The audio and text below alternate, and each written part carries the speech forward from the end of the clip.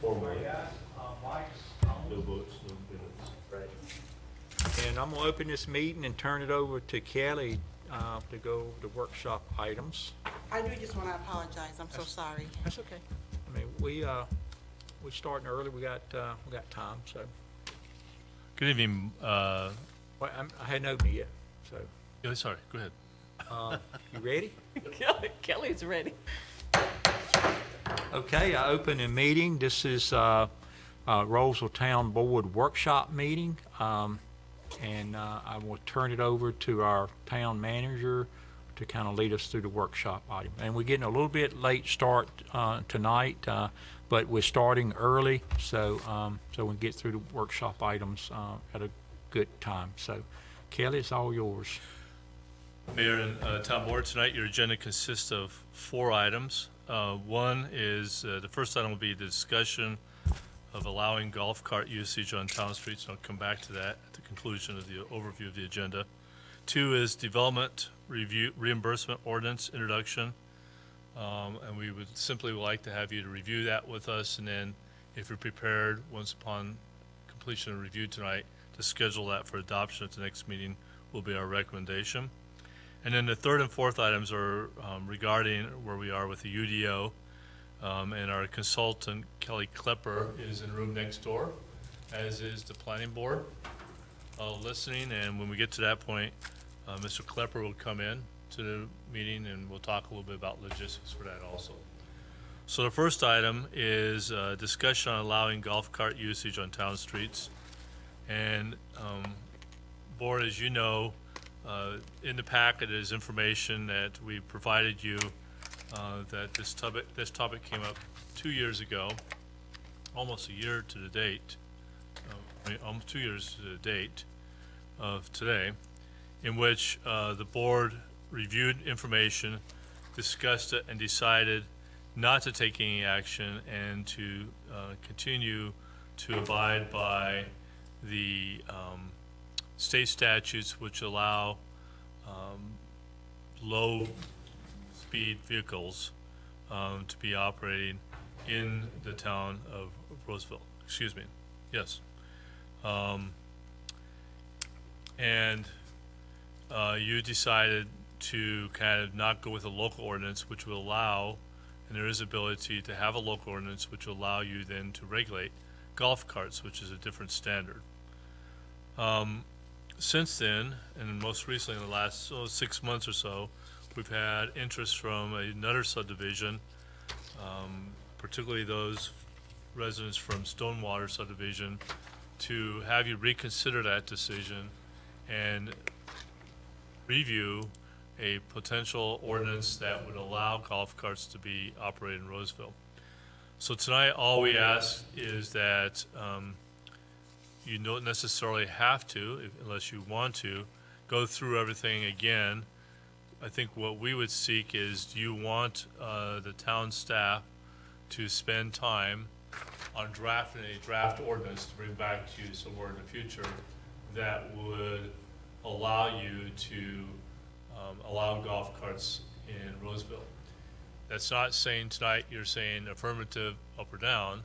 What we're saying, what I'm asking you is, do you want us to spend more time on this and draft an ordinance that you could put in front of you to think about and then also potentially vote on in the future?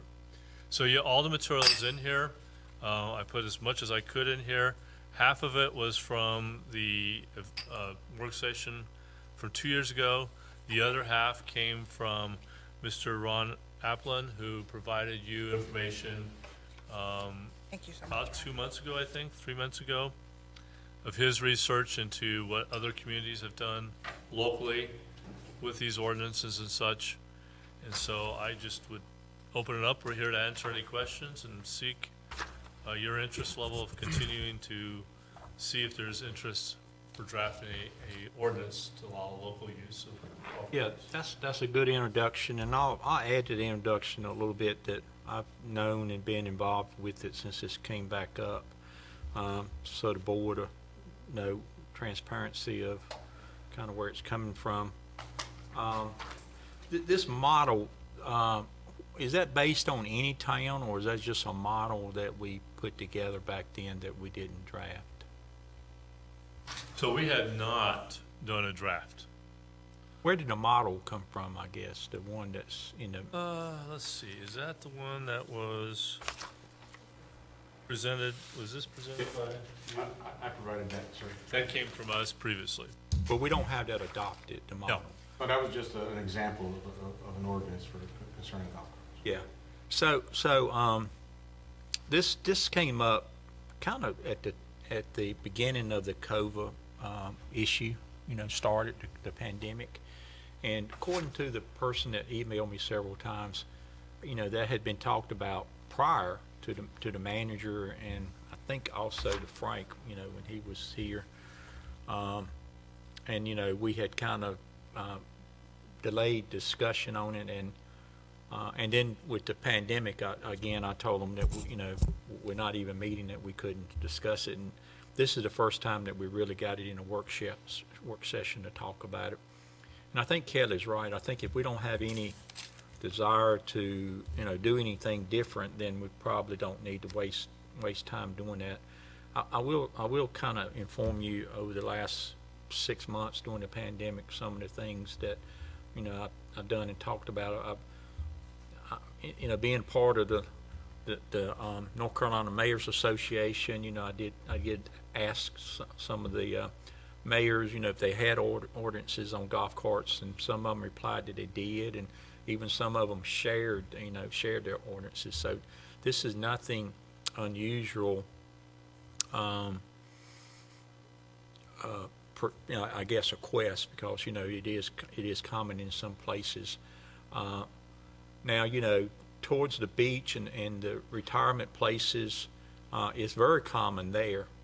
And I'm not saying this neighborhood that is requesting it is a retirement neighborhood, but according to the person that's been reaching out the last 6 months, says that there's probably about 30 carts in that neighborhood, and I don't know how many houses in the neighborhood, but they're quite a big demand for that in their neighborhood, in their type of neighborhood. And it's is it pronounced Stonewater? Is that? And you guys know where Stonewater is in the neighborhood. So in talking to I had a meeting with the chief about 3 weeks ago, and asked him about the golf cart thing, and got some opinions and stuff. I really think the last time we talked about it, that we should not allow golf carts per se through the whole town. There is some neighborhoods, and you guys may live in some, that the residents don't want golf carts in there, and they don't. We shouldn't oppose it on places where they're unsafe, and places where they don't want them, and people be using them. Now, with that said, in talking to Chief, we could do something that a homeowner association could take initiative to do, that says, we're going to have them in my neighborhood, but I think it would have to be a large percentage of that neighborhood that want that. Maybe 75% of them households would vote that, we want golf carts in our neighborhood. And if they can't pass that test, then I don't think, we would go any further. But also, the main concern that we have, it has to be safe. They have to do things to make it safe, still have to do the inspections. Talking to Chief, I think it has to be well signed. If you enter the neighborhood, the homeowner association should put up a big sign that says golf carts are permitted here, drive with caution type thing. And also, I think they need a sign when they leave says, you're leaving, no golf carts permitted beyond this point or something. So in other words, they would have to control and pay for that. And we allow homeowner associations to put signs up under their own costs, under our standards, for kids playing, caution street signs and stuff like that. And I know a lot of neighborhoods have done that, homeowner associations done that. So I'm not proposing we do that. I'm just saying that was kind of the homework that, kind of we did to give the neighborhood a fair chance to a fair consideration, I guess is a better word. Do we really want to do this? And I think you know, we've dressed this off and on for the last, what, 3-4 years? And I got a feel with the board, that we don't want this throughout the town. Ronnie, I'll agree with you. Golf carts are not designed to be operated on public streets. That's the data that the police chief has provided to us, and now on 2 occasions with we have written here. I'm not in favor of it for the safety factor. Now, if we want to let a HOA come to us with at a minimum of 75% willingness that they would want it, we might want to scratch our heads, but I don't want it, and I don't want it in Rolesville. Yeah, and I'm not proposing that on a number or anything. I'm just offering that as a, you know, a suggestion, what you guys think. And because really, I know there are some neighborhoods that probably would be best not to have them in there because of, you know, the size and the traffic and, As well as the you know, poor the lighting. density and stuff. And At night, right, and or lighting at night. so, you know, I think as the chief says, it would have to make the safety standard. And I don't know, Chief, do you want to make any comments, or you know, want to rebuttal anything I said, or, you know? No, sir, I think we've discussed this at great length. And everybody's armed with the information that they need to make a decision. I do have a question.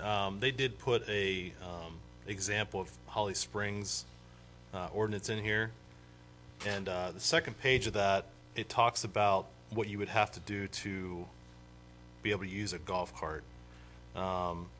It's talking about headlights, brake lights, turn signals, a windshield, seat belts.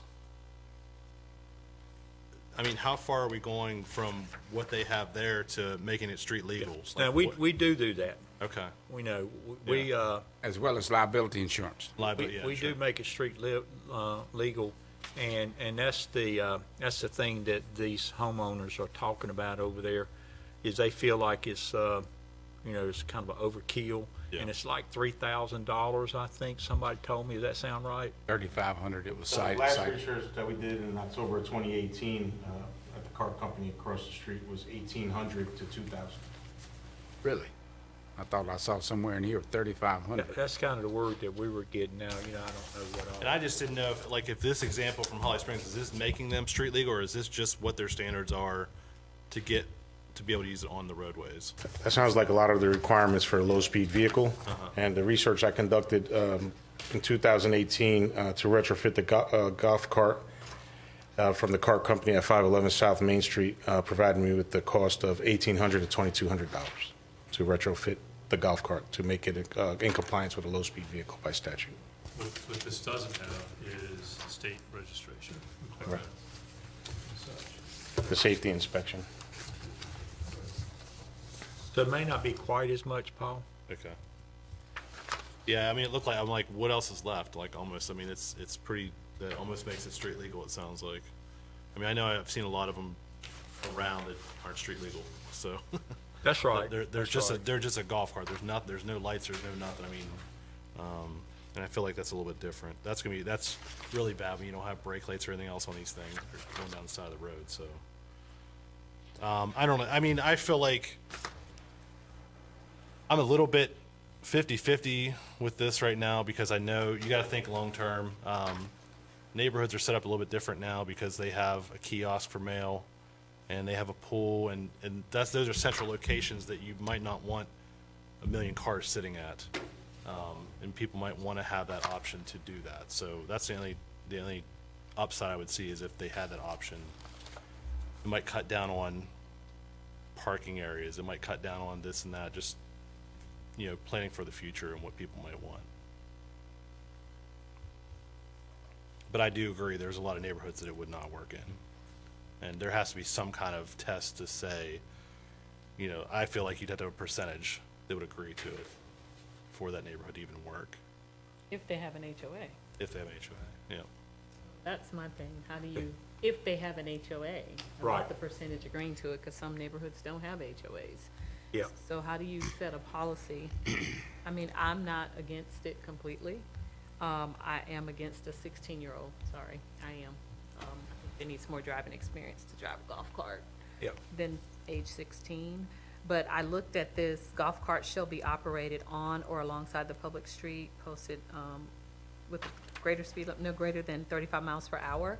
Where do they ride if our ordinance happened to say they can't be on the sidewalk and it's above 35 miles per hour? So in other words, they can't be there, right? So if it's 55 miles per hour, they can't ride alongside that road. They can only cross it at some points, yeah. Right. Right.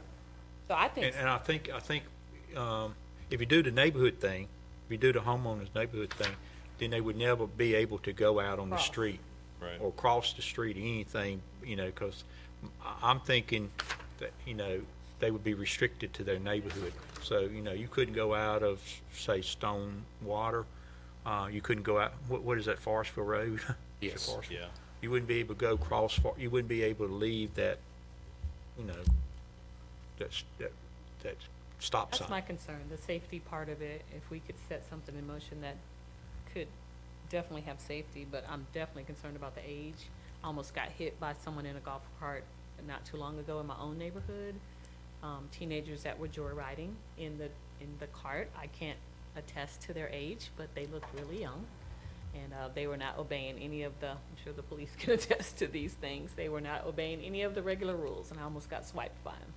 So I think that is a factor for me, the age and who's operating the cart. Yeah. But if we could do something where we could do it in coordination with a neighborhood, and they would come before the board, and we had a general policy, and they have to come get specifics, I could see that.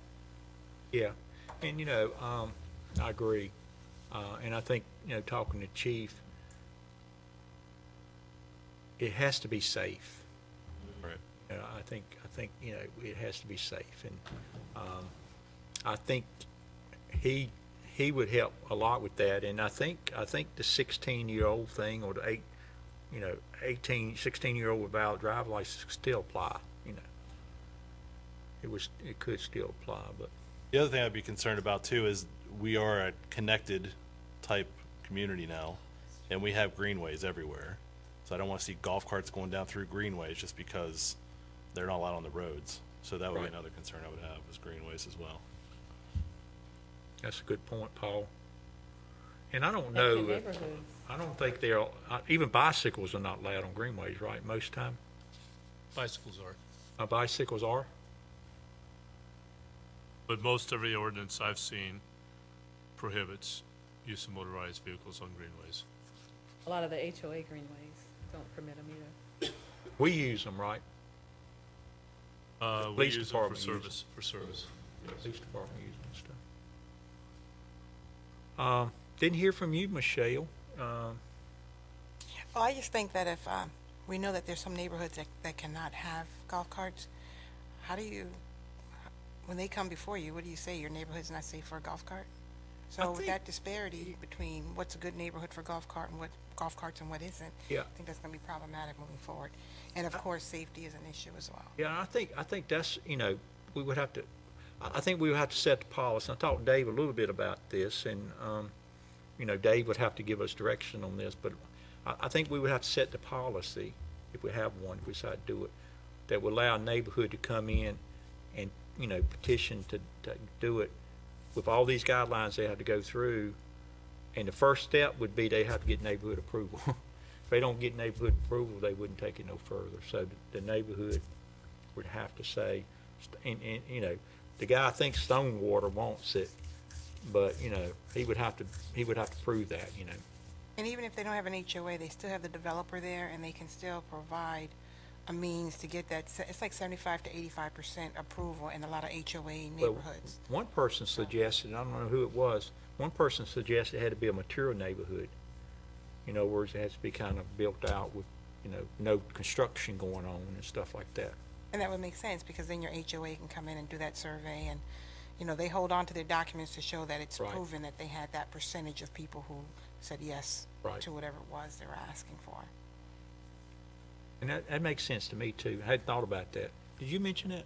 Who mentioned that? I thought somebody just mentioned that it didn't want, maybe the chief had told me earlier. You told me, yeah, okay. I know I ain't going crazy. It was in your brain. The chief had told me earlier that, we probably would need to consider, not doing it if it still had construction going on in the neighborhood, you know, houses being built and all the people hadn't moved in type thing, and that makes sense to me. We want to do it.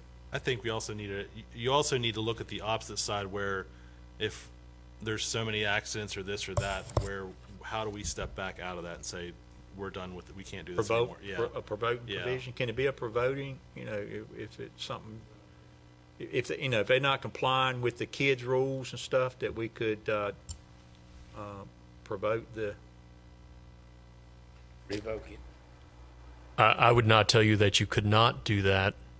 It may be what the board is realizing is that there are all sorts of administration and enforcement challenges with abandoning the statutory low-speed vehicle regulation that is in place right now and trying to adopt our own golf course or golf cart ordinance where it would be only allowed in certain circumstances of which we're not clear on what those are and which could be revoked and we're not clear on what those are.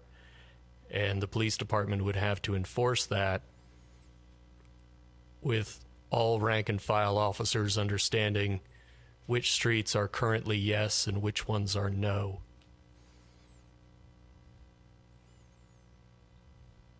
You know, there's one other thing that Paul had said in regards to post off, the kiosk and the pool.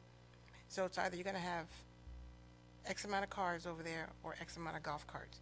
I'd rather have the cars than the golf carts because they're going to be piled up on top of each other, and I think they can prove to be more dangerous than the golf carts. Than the cars. Yeah.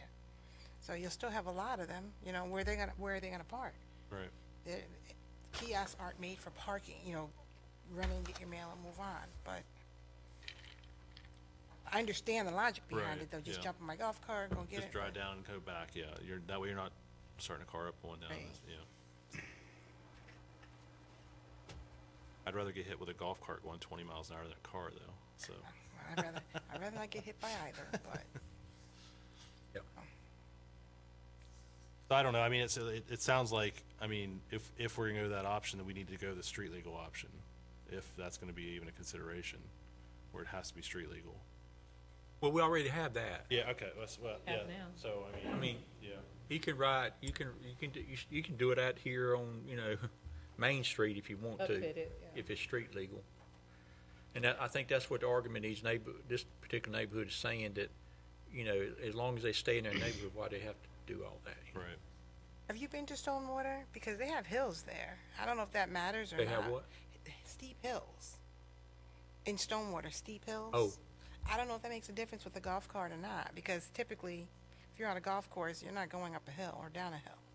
And they do have those steep Yeah, you do. hills. Yeah, they You do. do. Some of these golf courses is pretty tough. I don't know. Do you guys want to chew on it a little bit, and we can come back to it, or you got other thoughts? And you know, we don't have to take any action at all. Are they seasonal golf carts?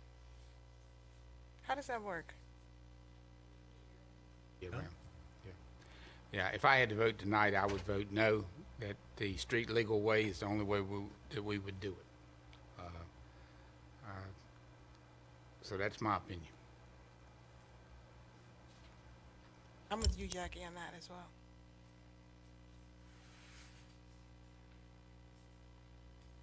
Yeah.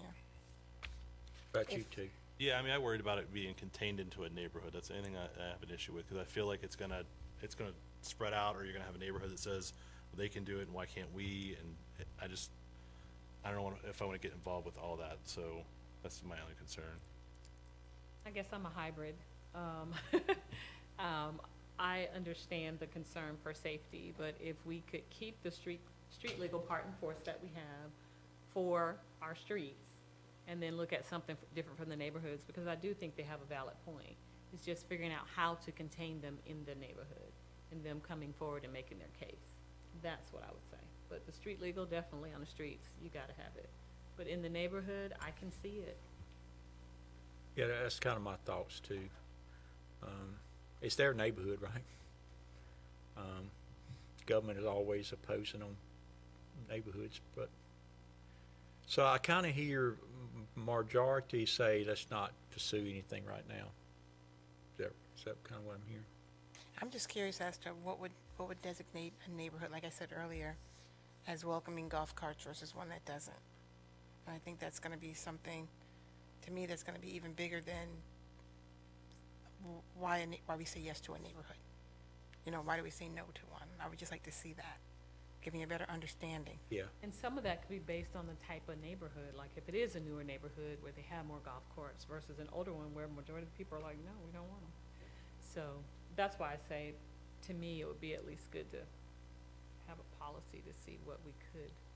You look like you're gonna say something, Dave. As the board thinks about which neighborhoods might be appropriate, and I'm happy to draft it however you like, but keep in mind that if we make the standard something other than objective, clean cut, that staff can administer, someone is going to have to hold a quasi-judicial hearing on these requests.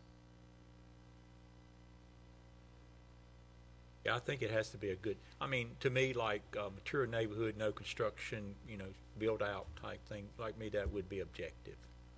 You know, fair to every neighborhood that, you know, it has to be a mature neighborhood. You know, you don't have all that building traffic coming through, and so that's the type of thing I think we could keep objective. And if we could, then there would be no reason that the board would have to hear those cases.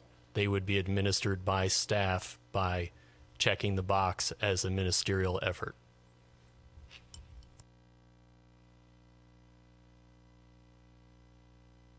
Okay, we good then? Let's move on. Everybody? What are we good with? Let's finalize. Huh? What are we good with? I think we're gonna just let the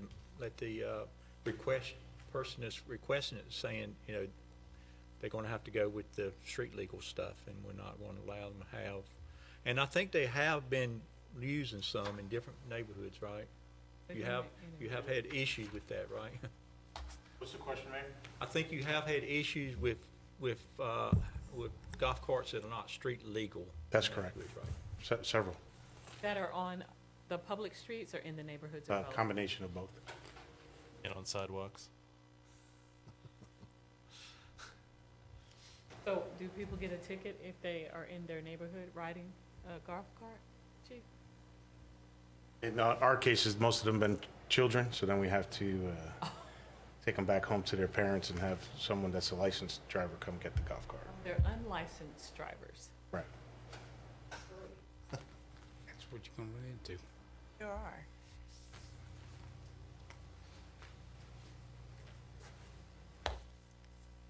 Yeah, because they can't take the car out, so they can take the golf cart out. This event today was triggered because we did get a complaint in Stormwater of use of golf carts that were not street legal. And so when the police went out and informed them, then the momentum gained, well, wait a minute, what do we need to do to change that?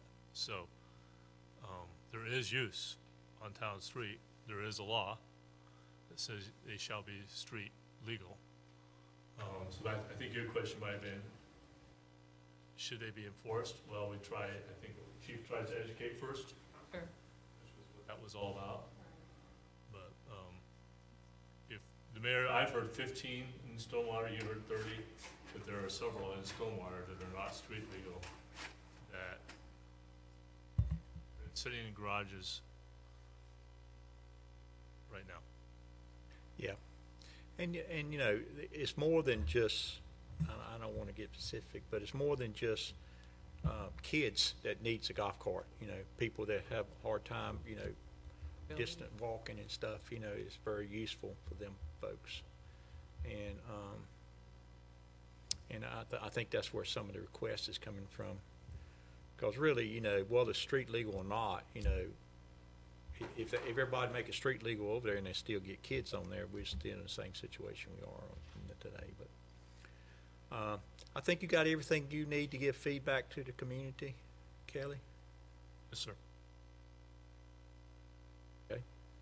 Sure, they're watching too. Hmm? I think they're watching also. Okay, good. Well, I will talk to Mr. So they know what everybody said then, huh? Okay, well, until further advice, we'll move on to the next subject. The next subject is, at your next regular meeting, we would like to bring forth an ordinance for you to consider for allowing the town to enter into redevelopment or reimbursement agreements with developers for infrastructure improvements. And that timing is such that if you remember our example, when we approved Kalis Falls subdivision, there was a discussion from the board and interest from the board of having not only their part of Young Street or Roseville Street completed as part of their improvements, but also that it made sense that while they're out there widening their half, the other half of the road could be widened at the same time.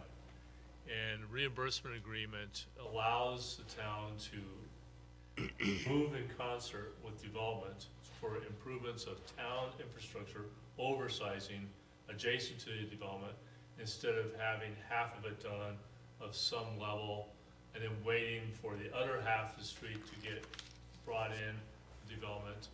Essentially what happens is the town concerts and moves together and a complete project's built. But in return, the developer takes upon himself to build that on their cost, and we enter into an agreement to allow us to pay that off over time in some mechanized fashion. So our ability to do that, though, is we must have an ordinance, a local ordinance that allows us to do that. So Dave has drafted a local ordinance here that he would like to review tonight. And if you're amenable, what we'd like to do is on October 6th, have this ordinance in front of you for potential adoption. Assuming you adopt that, we also are lining up then a reimbursement agreement with Kalis Falls that could follow quickly afterwards that night, that would allow us to enter into an agreement with the developer to get the Roseville Road improvements done at the same time that they are out there. So with that being said, I'm going to let David go through this ordinance. We seek nothing again tonight other than informing you, letting you ask questions, because it is an introduction of a new concept that we don't have the ability to use at this point, or a tool for development, and we want to make sure you understood it and are in alignment with it before we go any further. So, Dave, if you would mind stepping through the ordinance, that'd be great. Sure. Thank you, Kelly. Thank you, Kelly. This may be self-explanatory, and if it wasn't, I think the town manager probably covered most of it. The town of Rolesville already has contained within its UDO the language from the North Carolina General Statutes that says a town may adopt by ordinance the authority and procedures for entering into reimbursement agreements. Unfortunately, it does not appear that the town ever adopted such an ordinance. So it is in the general statutes, it is referenced in our UDO that it may happen, but it does not appear that that loop ever got closed. And that's really what this attempts to do. And is the $250 limit in that ordinance, as you presented the figure 250,000? So the $250,000 cap on roadway and intersection improvement agreements, which is essentially a subset of public infrastructure reimbursement agreements, there's a $250,000 cap for the developer's ability to avoid public bidding requirements that are otherwise applicable to these sort of arrangements. That $250,000 comes from the general statute. Okay, all right. Yeah, that's the same. It's the same cap. Okay, all right. I've read it, and I'm okay with it.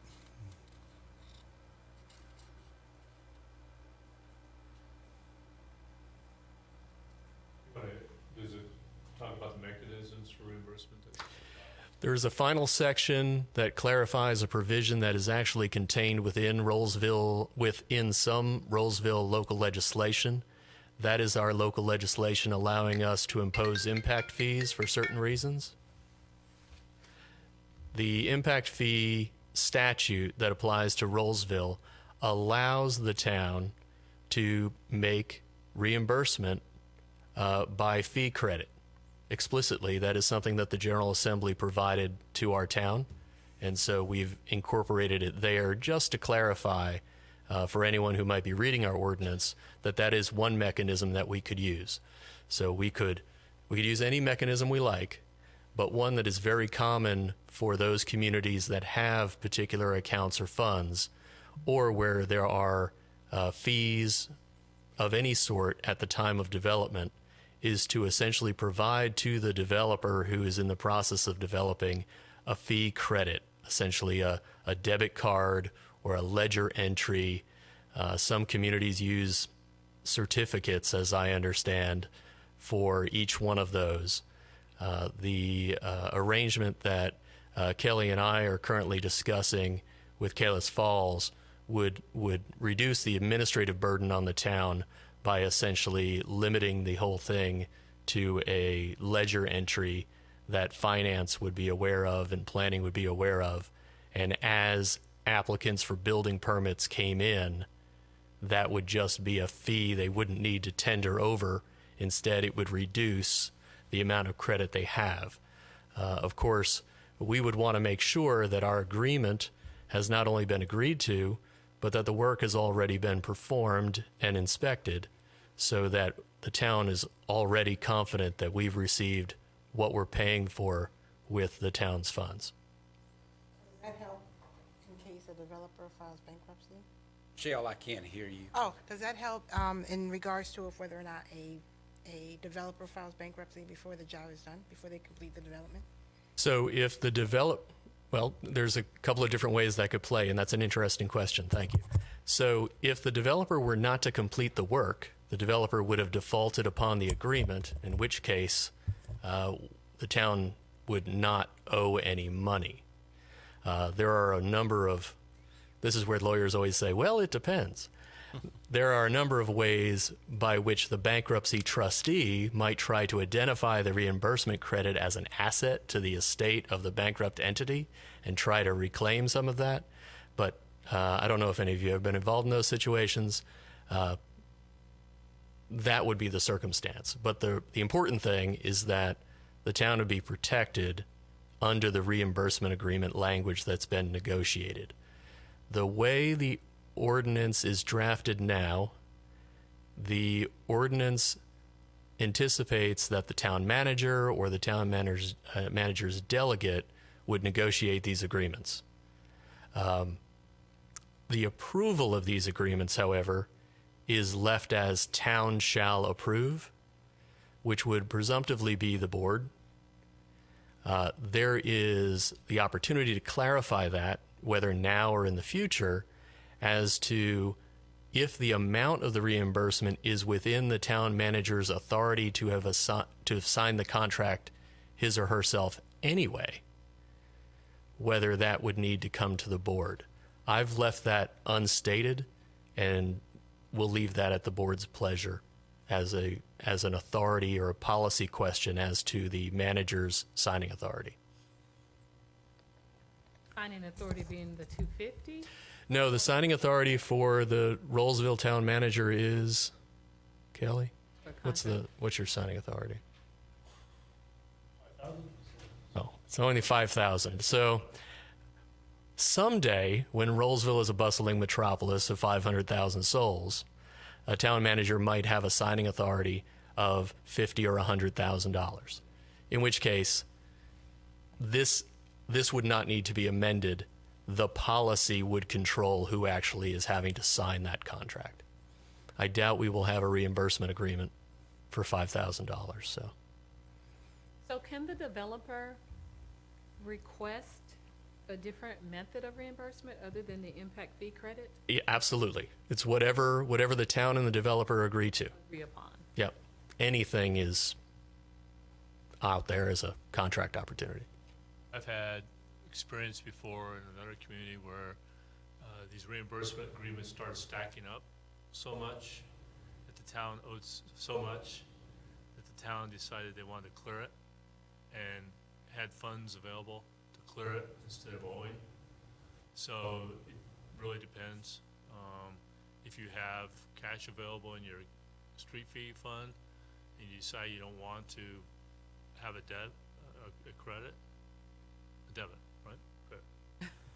Credit, yeah. No, oh, You owe, then you Liability. then you could pay, if you are so inclined, so. Often these look a little bit more like structured finance. So a very expensive regional pump station in a Wake County community may be the product of a reimbursement agreement because the developer would only have been required to install a small pump station to serve the particular development. However, the long-term plan for the community was to really look at expanding an entire basin with regard to this is sewer service, so not our direct concern. The town obviously did not have that money all in 1 year.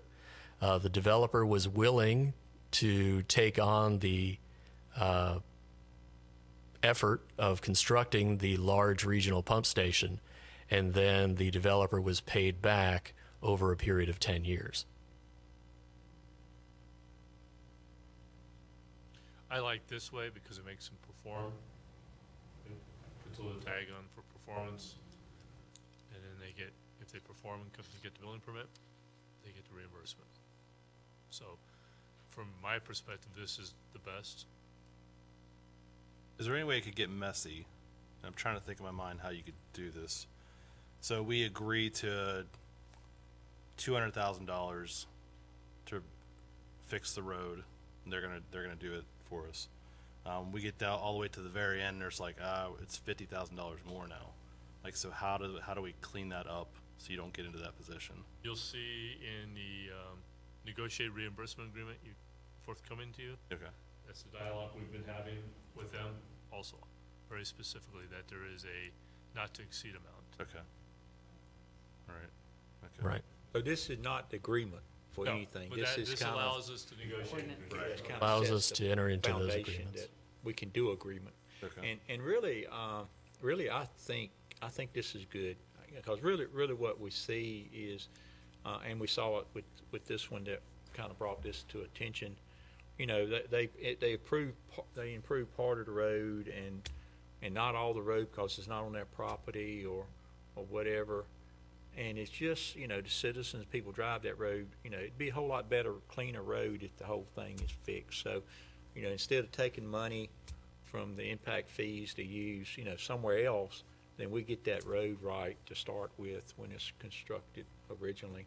And I know it'd make the people live there a lot happier because, you know, you see all this zig in, zig out all the time, you know, where, you know, they put the turn lanes in and they don't, you know, get it wide enough. But I really think, you know, from a legal standpoint, I don't know if this is good or not, but I really think, you know, setting up this policy is the right thing to do.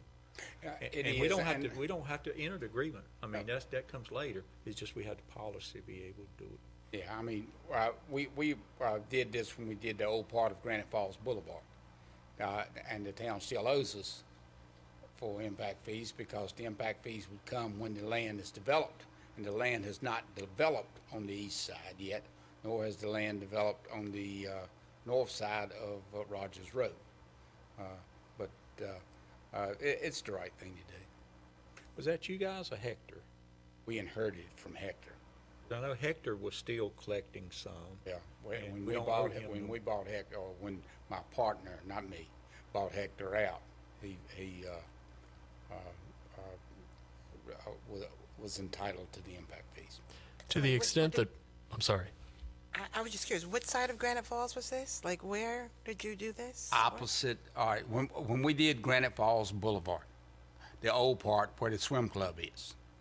Okay. Okay, we did Hal Perry did the whole street. Okay, and he is entitled to impact fee or reimbursement through impact fees if anything else is developed along both sides of that. But then when we built it, the real estate bubble burst, and nothing has happened along Granite Falls Boulevard since then, as well as part of the widening of Rogers Road. On the right side, on the side where the post office, you've got some development. On the other side, you don't have any development. So how long does that stay open? Until it's developed? It stays open in accordance with the agreement that was adopted at the time. Also, the developer is putting more on the risk than the town is. So again, this is voluntary on both sides. The developer will have had to have done all that was required at the time of the development as to his or her own impacts. The town would likely have, the term is exacted from the developer, the appropriate concessions and development in order to support the impacts that that development creates. These agreements cover things above and beyond that. So if you don't enter into a reimbursement agreement, the theory would be at some point the town is going to have to add to its capital improvements plan that project or the other half of that project, or in the worst case scenario, and this is why these are sometimes called oversizing agreements, the town might have to rip out the sewer line that the developer put in 5 years ago just to put in the bigger one. These are purely voluntary on both sides. They do not provide a get-out-of-jail-free card for the development community. They're only for voluntary agreements above and beyond. Okay, good. So we're not going to approve this tonight, right? We won't plan on doing. You're going to see it on the next board agenda. Do we need to talk about it again, or? I would, I see David shaking his head. I see a motion down here. Is that not what we were doing? Because I was thinking we put on consent agenda, and You certainly can. what y'all think about that? This is as part of the code. It's not part of the UDO. It does not require a public hearing. I agree with Ronnie. I think we've got to put it on the consent And if, agenda. April's not here tonight. She wasn't able to be here, but she is listening in to what's going on. And if she wants to discuss something, we can pull it off for her discussion. If not, I would say let's just do it on the consent agenda if y'all okay. I would make the concession that I found a typo in the draft in section 5202, and I will clean that up. I apologize for that. You mentioned earlier, Dave, about the actual build-out or the work being done, and that you would go back and put that in. Did you say that earlier? Something about the completion. They don't get the reimbursement until the completion. Bill asked about bankruptcy. So that will be in each individual reimbursement agreement. Okay. That's right. Which Just making sure. you also see one of those October 6th. Okay, good. And I got one general question. You mentioned Callis Falls. Will this also affect, and this won't affect, but what we're talking about in future, the Point, do we have anything going there road improvement wise? I am unaware of any other reimbursement agreements in the works. Okay, that's the other one. Okay. Yeah, but that's not to say we could if they want to agree and we want to agree when they get ready to do the road. Right. Then that's not to say we couldn't do that. Right. That's right. We just didn't Just don't we have just any didn't right now. talk about it in Okay. the thing because I think from a cost standpoint it really makes sense to do it all at one time. you Right. know. So consent agenda. And also, we got the Jones Dairy Road too, that a lot of people talk about that, and that's on two sides, that if that ever gets due, we may ought to have agreement to take that all the way to the intersection or something, They're doing that. Your agreement with them was since they're on both sides, they're responsible for the entire road. all the way to the intersection, good, Good. Right. all right. What's next? Next, I think Danny and Kelly are ready to join us. Tape delay maybe. I hear movement. By the time I walk over there, the door's been opened up. Ready?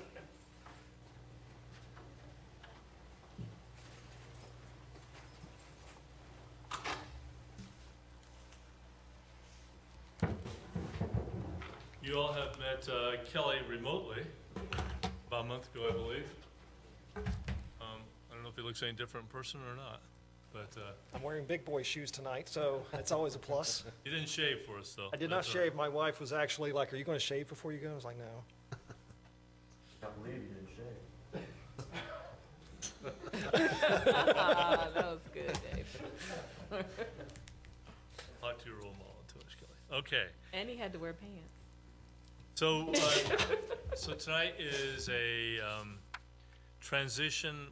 Last time we met with Kelly, we talked mostly about where we were with the UDO and what's going on with the UDO. And we talked about that was coming forward to you, and we've been talking about this for a period of time as we talked about Cobblestone development agreement, that in order for our property to be developed in the form that we have entered into a development agreement with last Tuesday, it needs a zoning code amendment. And what we thought would be best would be to bring the entire amendment, text amendment, to you as we would lay it out in the new UDO. So tonight is this, I think we went over it briefly with you at the remote session. Tonight is the details. Kelly's going to go through the details, and at the conclusion of tonight, I'd like to know if you're ready to let it start the approval process. Or if not, what do you want to see modified before it starts getting into the approval process? And then we're ready, after that discussion, to talk a little bit about the item you've been interested in, is what is on the rest of the docket for the UDO. What are the topics touched upon? Are we getting into everything that you want in the new UDO to make sure, and then also the timing of that, and then the process between now and hopefully adoption in June. So I think Kelly is ready to Absolutely. start, and I'm going to turn it over to Kelly. So good evening. It's always a pleasure to be back up where there's actually real trees, real topography, and real people. But we'll kind of go from here. Just to kind of give you a quick update, as Kelly said, and I know we end up having a lot of confusing phone calls, especially when somebody asks the question of Kelly, especially with two, so we have to clarify which one at that point. But just to kind of give you a quick update, we're going to do a little bit more of a deep dive tonight, especially as it relates to the town center components, talk about, and I know there's a specific question that came up from one of the members as far as what's the difference between a traditional zone versus an overlay zone, so we'll get to that point as well. One of the things that I'm going to task this group and the planning board with as we're going through the UDO process, and Kelly and I have talked about this a little bit, is to literally keep a list. What's your bucket list? What are those couple of items that are most important to you as we're going through this UDO so that we can make sure that we're effectively capturing or addressing those comments? You know, if it's something regarding parking or something regarding open space or the stormwater or just how we're transitioning between some of the districts, keep that list and actually get with Kelly, Danny, Michael, or Julie, and they'll get that with me, and then we'll kind of start to help formulate that portions of the discussion as we're moving through. May I interrupt you? Absolutely. And just as a reminder, next door in the viewing room is the planning board. So we are considering this a joint work session. And we have Michael and Julie over there also. So as we progress, if that group has any interests or questions, we'll get a knock on the door probably, and we'll ask them to come in and ask those questions also. So we're doing this together, even though it's a room separated. So, thank you. So as far as what we're going to be talking about, of course, we've got the three things that we're going to be doing, which is the town center, the kind of a brief overview and a discussion as far as what we're calling the groupings, and then portions of that, especially how it relates to the UDO update and the schedule. So for the first topic, we want to talk about the town center. And as you currently know, it's just up the street. It's a little over, it's about 31, it's a little over about less than 20 acres. I think the majority of that is about 11 to 12 acres right now. So as you can see, it's relatively small when you start considering the overall size and scope as it relates to the rest of the town. So as it stands right now, this is actually an overlay. And one of the questions we already had earlier was, what's the difference between an overlay and a traditional district? And simply put, the overlay is kind of like one of those things where we drop on top of something else. So we have our baseline zoning district that's here, and we have an additional overlay or additional set of standards that comes on top of it. So if you've got one of your existing zoning districts, whether it's one of your commercial or your residential districts, but we have the town center overlay, then folks that are going to be utilizing that portion of the code have to read one or more portions. And in a lot of cases, some of those code components can actually be a little conflicting and confusing. Now, there is language, of course, that takes care of that, but just to the layman reading that, they're having to read this set of standards, and it may point you to another portion. So what we've all talked about in talking with Kelly and Danny and the rest of the town staff was, we just need to make it what it is. Just call it a zoning district. Make it a traditional district. Get rid of the overlay. Now, there are still going to be some things that we're going to be working towards as we go through this process, but just kind of keep in mind that right now, town center is set up as an overlay. 31 specific standards that go with that, in addition to the underlying code components. What the recommendation is, and I have gone through more pair of glasses the last week, so hopefully I don't break these as well. Just to kind of give you an idea, there again, the 31, the overlay versus the district. It says certain things as far as, no building footprint, and it gives you a square footage, 15,000 square feet versus some other things. So right there in your UDO is saying, here's what you need to do in addition to everything else.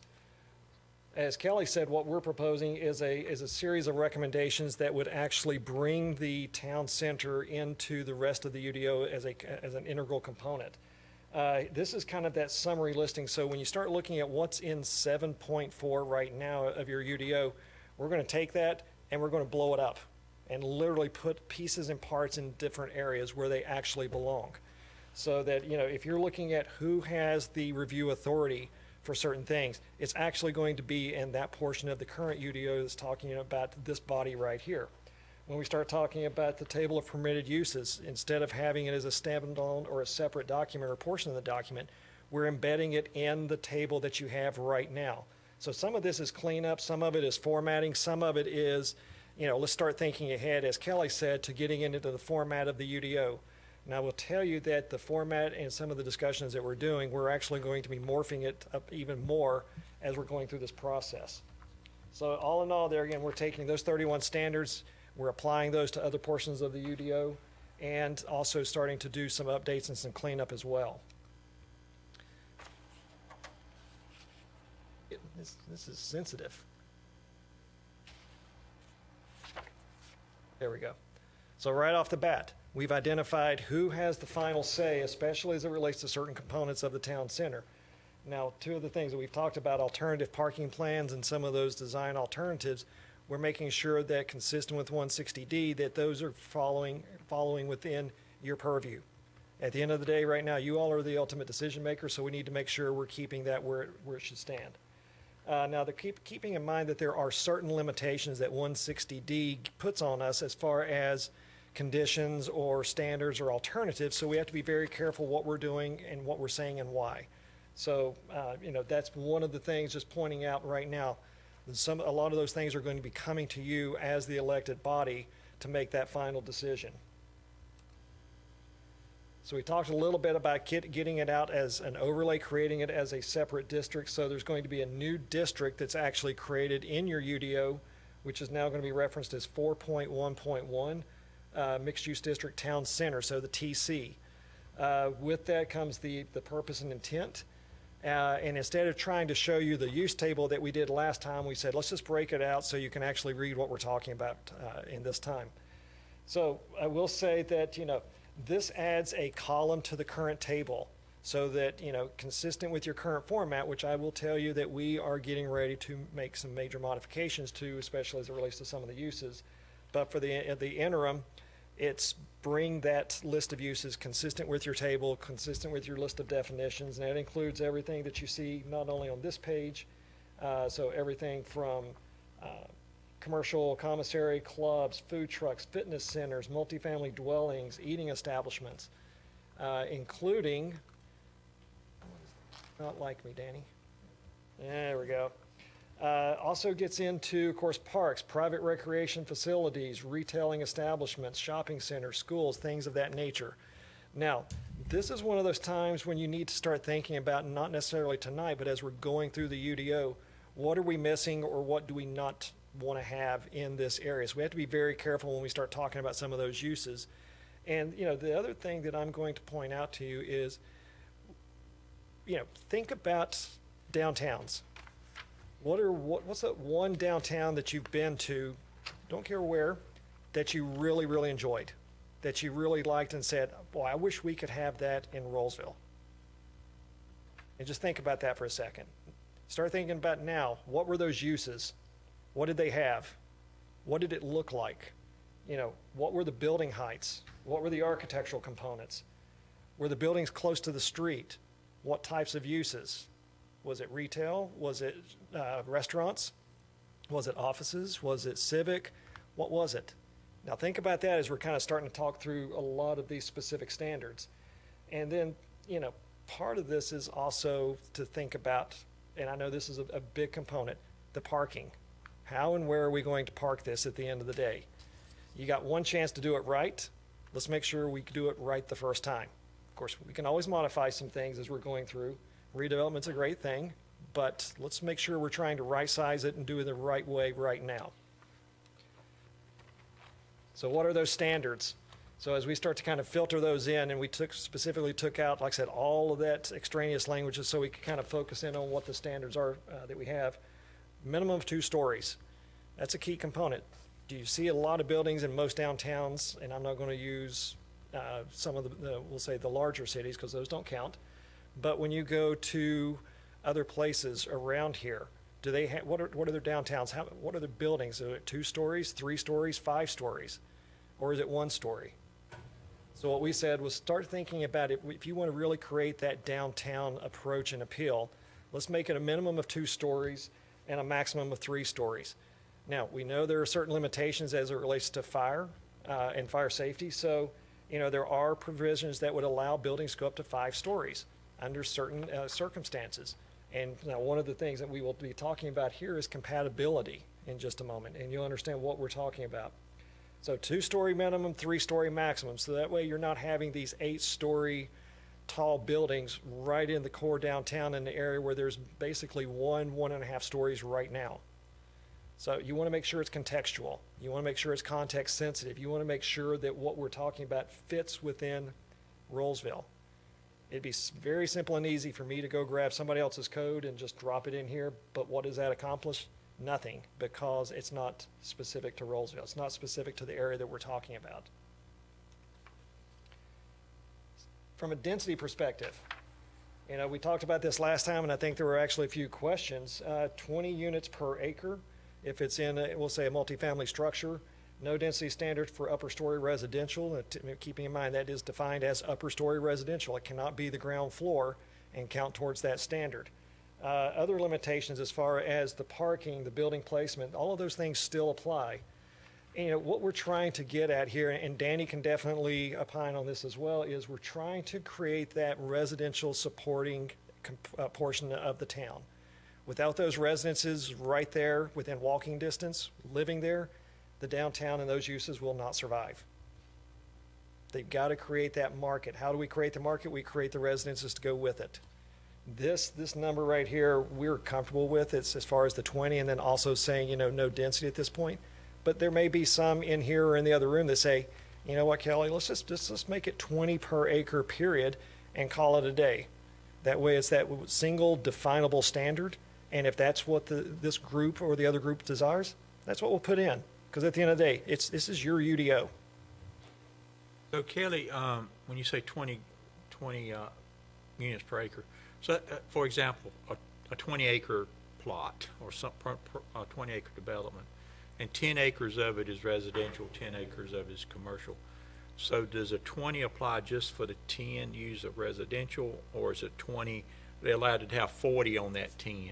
It would actually be, I mean, and the way we've set it up right now is if it is a single, we'll say under your example, Mayor, that would be the 20 on that 10 acres.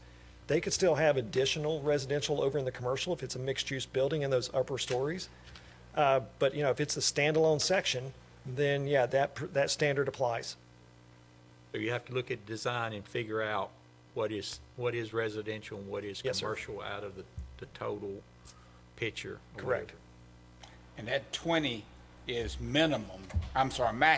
That is the maximum. Right, and so if someone wants to come in and make luxury condos or something that are large, it wouldn't prohibit it. As long as they don't go above 20 dwelling units per acre, they're fine. Okay. Absolutely. Great question. That's becoming very popular in some areas. And I know we may get some questions from the planning board, so I know Julie's and Michael are watching that, so, when we start talking about the building placement, think about those downtowns again. Where are those buildings? And what we've said here is, let's make sure that the buildings are up on the fronts of the street. When you start seeing, a front which of 0 to 20, what we're saying is the building needs to be right on the edge of that sidewalk or a maximum of 20 feet back. And, part of that reason is, do you want those parking lots, and I'm just going to use your own town hall area here, do you want that parking lot between you and Main Street? And the answer to a lot of that is no. So, you put the parking in the sides, you put the parking in the rear, and there again, the parking, especially in the rear in this case, works, and that's the way it really should be designed, especially from a town center perspective. Now, there again, we've identified both the side and the rear, and you may start to go, okay, Kelly, we talked about those units that, a specific project that's adjacent to the town's park. Could they go 0 at that point? No, actually they can't, because the 0 applies and there's certain parameters. It basically says, if it's internal to the town center, then you could have buildings right up against each other. Where you start getting on the perimeter is where we start getting into those compatibility standards, those additional step backs or building setbacks, plus additional provisions for fencing and landscaping and things of that nature. So around the periphery of the town centers, where we're making sure we have those boundaries set. Internal, put the buildings right up against each other. And that is a deviation from what you have right now. Your current UDO actually says buildings are going to be set up on an individual lot, and the taller they go, the further away from the property line. So you start getting buildings separated apart from each other, which is contrary to a downtown look and feel. So Kelly, Yes, sir. I think I understand pretty clear if it's a total green field type development. But if it's a development that has some existing building that is, 0 side to it, then how does it would look kind of odd to me if you have one that's on the street and one 20-foot back right beside it, side by side. So how do you handle when it's not completely greenfield? And, and where we try to start, the way we've designed this and where we're trying to get it to go to at that point is that's where we're starting to create those active use areas. So those sidewalk cafes or those sidewalk areas, or we also start getting into street walls. And I think we talked about that a bit last time, which, those walls that are masonry or fencing or even landscaping or a combination thereof that are between 3 and 4 feet. So that's how you start to kind of create that public edge. And that's really what you're doing. And 20 feet, believe it or not, it seems like it's a lot, but it's not that much, especially when you start thinking about 6 feet separation. It's, we can get 3 people in that, and that's about it. I think I'm a little confused. So you're saying that for that particular area with town center, for the town center area, the buildings are closer? Closer to the street and closer to each other, yes, ma'am. You're talking alleyways. You're going to have, you're going to have alleyways. You can still have areas along the side to get to the rear of the property. You can still have some parking in certain areas. But yeah, you're talking about doing a more concentrated area for development. Okay, so let me just say, I'm from New York, and I'm quite familiar with buildings that are on top of each other. Mm-hmm. I guess I would really need to see that visual of what you're talking about, because to me, that's not Rolesville. To me, it seems the opposite of Rolesville. But if that's the direction that you're trying to guide us to, I would need to see something to that effect. And we can absolutely come up with and provide you some examples to show what that looks like. Absolutely, yes, ma'am. Thank you. I'm going to go quickly through this next one, and this is just talking about the lot standard. So, if somebody was going to create a new subdivision or new lots within that area, we just want to make sure they have certain standards to go with that. From a frontage perspective, how much of that building is actually in the front and along the street? What you don't want to have is a 100-foot wide lot and only 10 feet of that building is up on the front and the rest of that 90 feet is set way off the road. So you want to try to make sure you're bringing those buildings closer to the front again. There again, through the building, through the active use areas, through those pedestrian components. So you're really trying to, there again, create that look and feel of an urbanized setting.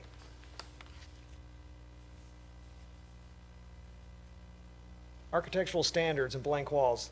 The last thing that you really want to have, especially in the downtown area, are blank walls. So it's imperative that we have some sort of architectural features, whether it's the change in materials, it's a change in colorations, it's the change in the roof lines, it's the projections, it's the recesses, it's those extra things that we're talking about, and kind of like town hall. You've got a lot of windows along the front. That creates a very inviting look, especially if that's right on the street. And you know what we like to say is it's eyes on the street. So there's that image and that feel of safety, especially with the more windows that we have right there. But from an architectural component, if you walk by a building that is a flat wall, how inviting is that? How appealing is that for that building and that use and that look? It's not. DC. Washington, DC all day. You've got a lot of architecture up there, but yeah, there's a lot of buildings that you kind of walk past and you're like, okay, is there a front door to this? Right. Or, you know, you've even done in here in your chambers. You've got a projection just to break up that wall. Can you imagine just seeing that as the side of the building?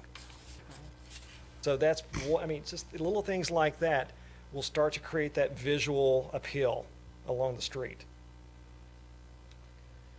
Now, one of the things that we had recommended, of course, is to increase the maximum for single-use buildings from 15,000 to 35,000.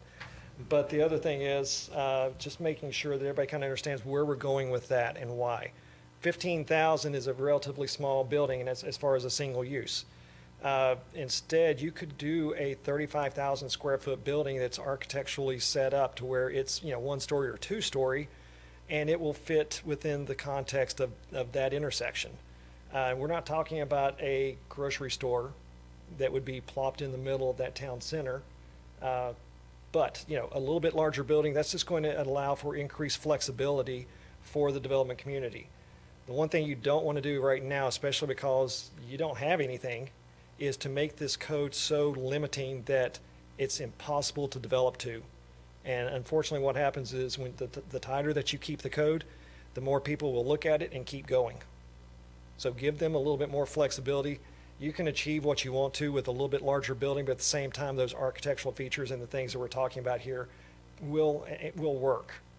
The other thing we talk about is just making sure that if you're going to have drive-throughs, whether it's on a pharmacy, whether it's on a restaurant or whatever else, put them on the side or the rear. The last thing you really want is to have that glaring line of cars along the front between Main Street and the building. Put them off to the side, put them in the rear. And at the same time, you know, that keeps that front area for buildings, for people, and for activities.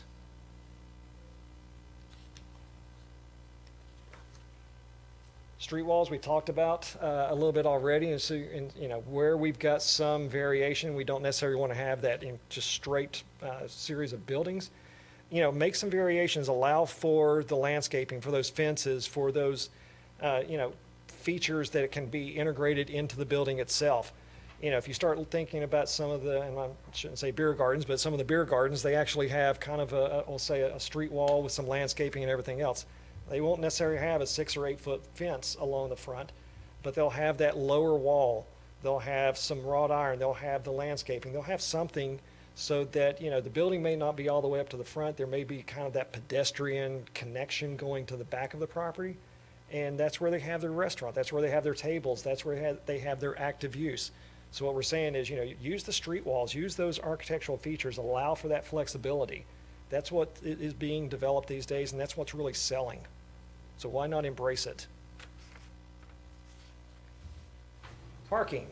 Now, I know we had a little bit of discussion the last time, and I will say that we've made a few modifications since the last discussion. But, you know, one of the things that we're trying to achieve here is an urban style setting, not a suburban setting. You know, when we start thinking about some of the areas that are on the, and I'll say suburban Rolesville, you know, the higher parking standards, the larger parking fields, it's appropriate. When you start thinking about what's going on in a downtown setting, you really want to try to maximize that building potential for a couple of different reasons. Why? Typically you have available parking, whether it's on street, off street, or maybe it's off of an adjacent property. The other thing is that's the tax base. And I would ask, how much taxes do you generate off of a parking space? Not much. Versus if that's building, what are you generating? And it's not just the tax base itself, but it's those intangible factors of, giving those places for people to come to. Parking lots are great. They serve a need, but what we're trying to do here is be context sensitive to Rolesville. So what we're saying is, because the town center is a mix of uses, it's residential, it's office, it's government, it's commercial, it's all of these things, allow for a reduction in the parking, because inherently what's going to happen is that the people that live there are going to be there in the evenings, and they're not going to be there during the day. The government and the commercial and some of those other things. So you start seeing these kind of alternating schedules between parking. So, there are really no one sitting there 24 hours a day with a vehicle. Now, one of the things we'd like to look at is, so what is that right size? Do you want to start getting into the list of uses or things like that? Our recommendation is it's the town center. Instead of having an administrative nightmare for your staff to have to figure out every time that there's a change between restaurant or office or something like that, just make it simple. Residential or non-residential. And there you have it. It'll be a lot simpler. And especially when you start looking at the ratios that we've provided, we've gotten that min and max. And I know there was a question last time about, well, Kelly, how does this compare with some other communities? Well, we looked at a number of similar situated communities across the state. And I will tell you that there are about as many different approaches to parking in these areas as there are people in this room and the room next door. So that becomes down to what's right for Rolesville. So, everything, we've seen everything from, a half a parking space per dwelling unit all the way up to 2. We saw everything from 2 parking spaces per 1,000 upwards of 5 parking spaces per 1,000. We saw some areas that had a similar situation from a town center or a mixed-use area, and they basically said, there's no parking in the downtown. So there again, we know that's not the right fix, but at the same time, we're not recommending that you pave half of that site, the specific site we're talking about, in parking. Why? Because of the ways that those uses end up working and operating. They work in tandem. They work, in a nice kind of symbiotic relationship. There's not somebody there 24/7 for all of those uses. And based off of a couple of things, and of course looking at both, and like I said, a number of sources, the ratios that we've provided fit within the context and the range of what's actually being discussed. And I know there's probably a couple of questions at this point, Mayor. Yep. Going to assume. Generally speaking, I guess, you're doing a big UDO too overall. So the non-residential 2.5 spaces per 1,000, how close to that to our standard, I guess, the commercial in outside this center?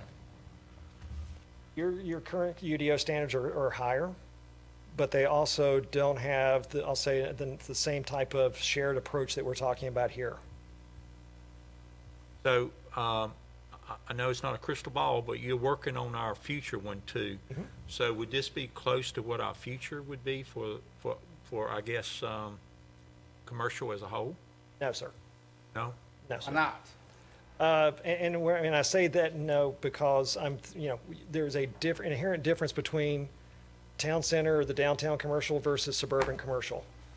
So, more people are going to be driving to certain areas. They may do certain things. They may be coming in from different areas. I know I'm sitting there saying something and somebody's going, well, Kelly, you just admitted that you need more parking in the downtown as well. But the thing that we start looking at is it's got to be in the context of where it is, the downtown versus suburban, straight commercial versus mixed use, more residential versus no residential. So you start trying to factor all of those things in together. Now, where we are talking about doing some additional mixed-use areas in the outer portions of the town, consistent with your land use plan, yeah, you're probably going to be looking at something similar, probably a little bit higher range, or some additional components of that, but it's probably not going to be looking at this, and that's going to be applied across the board.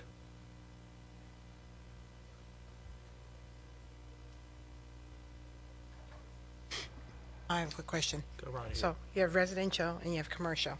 So how do you designate that? I mean, How do you what? How do you define the residential and the commercial parking?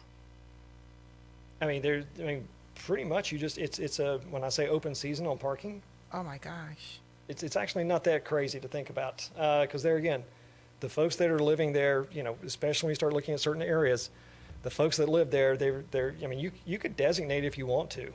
But the one thing you don't want to do is say this parking space is reserved for the residents, because that's just taking that parking space away from the commercial component or the commercial user. So at that point, you might as well have the same amount of, I mean, when I say the same amount, but the parking for all uses regardless if they are sharing or not. Okay, so I know that we're experiencing a different situation in our lives with COVID, but when you say people aren't going to be there 24/7, and they are, so you will be in fact taking away something from commercial. So it works both ways. And, Right. Are you, well, and I was going to say, is everybody going to those commercial uses right now versus what they were doing? Yeah, I'm knock on wood. I know we're all having to wear a mask right now, but, is this something that is going to proceed? We hope not. Do we want to plan for one element? And I would say no. No, you don't. I'm just saying I'm just going by what you said, that's not going to happen, but stranger things have happened and they're happening now. Mm-hmm. So it just seems still, based on what you're saying, and I know there's a lot more to what you have to say, so I'm not going to hold you up since I was late tonight. Okay. But I just think there's a lot more to this parking that makes me a little leery. And I'll be one of the first ones to tell you that, autonomous vehicles, everybody sees those and they automatically think, we don't need parking because autonomous vehicles, they drop you off and they go somewhere. Well, correct, they go somewhere. Where do they go? Got to go to a parking lot or parking space or something else at that point. We're still going to have parking, but it's there again. What is that right size? We've got a couple of things that we're actually giving to the town as far as just, I'll say, some analysis that we've done in different areas across the country, looking at, what is that right size? And, what is that effect of too much parking versus too little? What happens a lot of times is most communities design their parking standards for 2 days out of the year, the day after Thanksgiving and the day after Christmas. And the other 363 days, how much of that parking lot stays empty? A lot. That's tax revenue that you're not generating on behalf of the town. More importantly, it is also increasing your stormwater runoff, your water quality and quantity. It's also degrading your environmental consistency and components because of the increased runoff. And it's also, I'm not going to sound like an environmentalist, but, the heat island effect. You're increasing the core temperatures in and around that area. So that's all those things that we're trying to kind of think about as we're right-sizing the parking. So Kelly, I'm going to ask this question because I really don't know. I guess I'm a little bit out of touch on that. But there is today not uncommon for people to rent apartments and buy townhomes or buy condos, and they don't have designated parking to go with it. It's not uncommon for that to happen. Because I even thought downtown Raleigh, if you rented down there, you had a designated parking spot, but you're saying not necessarily. Some places will. Other places do what's called unbundling, which basically means that, if you're in that building, there are X number of parking spaces. You are not guaranteed a parking space at that physical location. Other places, some places, and I was not going to use the R word because I know that's a 4-letter word sometimes. Raleigh. No, I was getting ready to use Raleigh. Go ahead. But, some places do, some places don't. The majority of places do not assign a specific space for that. Now, the developer could do that. We're not saying that they wouldn't be precluded from doing that. And we're also not saying that if they came in and said, you know what, town, we appreciate the attempt on that. Here is the what we call an alternative parking plan, an APP, and that is something that is done in a lot of different communities across the country, including right here in Metro Raleigh. Of the developer comes in, they provide their analysis. It says, based off of whether it's the Institute of Transportation Engineers, the American Planning Association, Urban Land Institute, or whatever, where they've done similar types of developments that say, this is the parking rates and the ratios that we need because of the type of development that we build.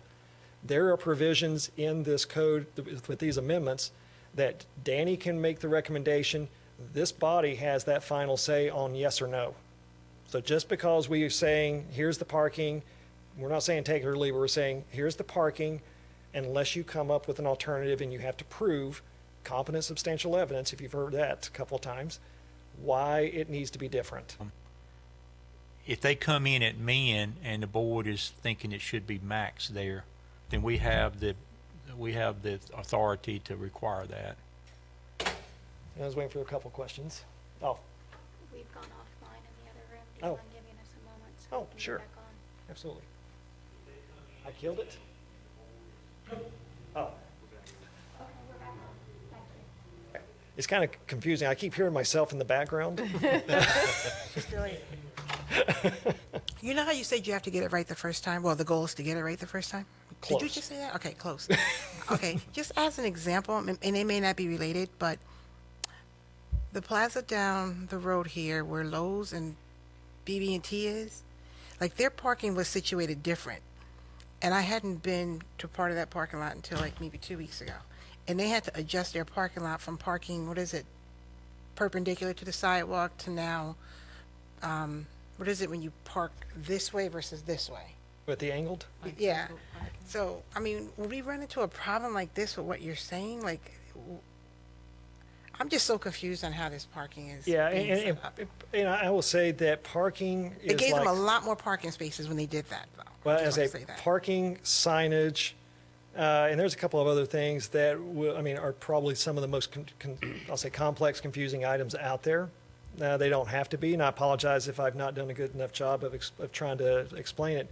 And the one thing I'll say at the end of the day is, if this body, based off a recommendation from the group in the other room, just says, nope, we're not buying it, that's fine. That's what goes in the UDO at the end of the day. We make a recommendation based off of professional studies and analysis, based off of codes that we've written, codes that we've seen, and developments that we've seen. We say, here's how it can work in Rolesville. This is our professional recommendation.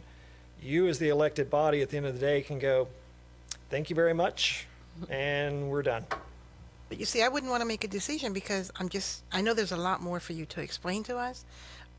And part of it is getting used to the change that you're basically telling us what needs to take place. And that's the hard part. So I think it's very important that we all understand what you're saying versus me thinking, I don't really like what he's saying so far. You know what I'm saying? But it's not that I don't like it. I guess I just don't really get it yet. Yeah, and there again, shame on me for not explaining it better so that you're not coming away as confused at this point, because that means I'm not doing my job.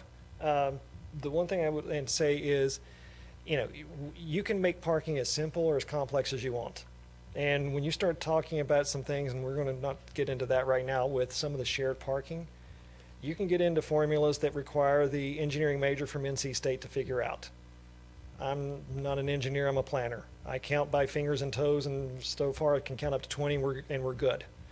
But at the end of the day, the parking is something that you start looking at and saying, okay, when you see parking in other areas, I'm not going to use Davidson, but from Davidson to Harrisburg to Morrisville to other places around, some of the other places around Wake County, look at where the parking is, especially in the downtown, and some of their other parking.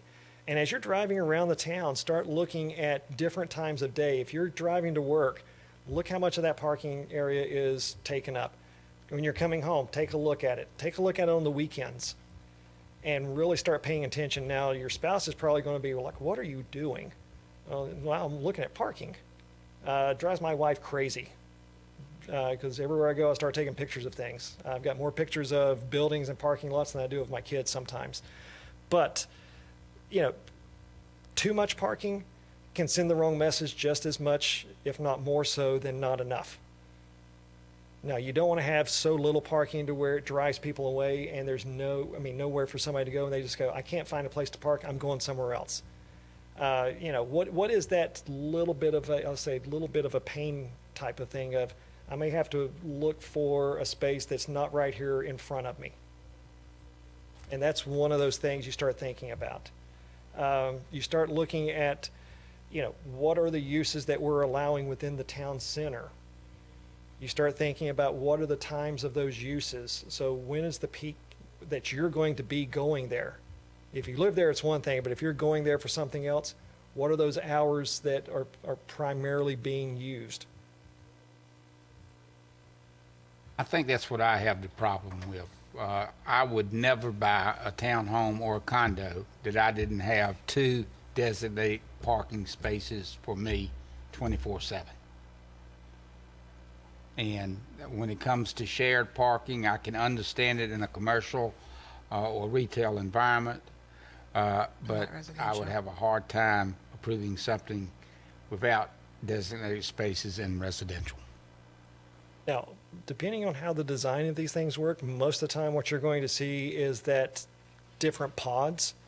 You're going to see, I'll say, a smaller area that's integrated between the commercial and the residential, but you're primarily going to see more areas that are, this pod is more, we'll say, the townhouses, this one being more the multifamily. Those areas right there, you're not going to necessarily have a shared parking setup. Why? Because it's just not feasible at that point. What we're saying is you can utilize the shared parking. I'm not saying you don't have to, that you couldn't do a designated, these 5 spaces are for these residents. I'm not saying you can't do that. I'm just saying, you don't have to sit there and say, thou shalt do that at this point. Yeah, I think you're right. I think I agree with you on that. I think where the shared parking is going to basically come in is where a building have commercial on top and vice versa, residential on top and commercial on the bottom. That's going to probably be a shared parking, stuff there.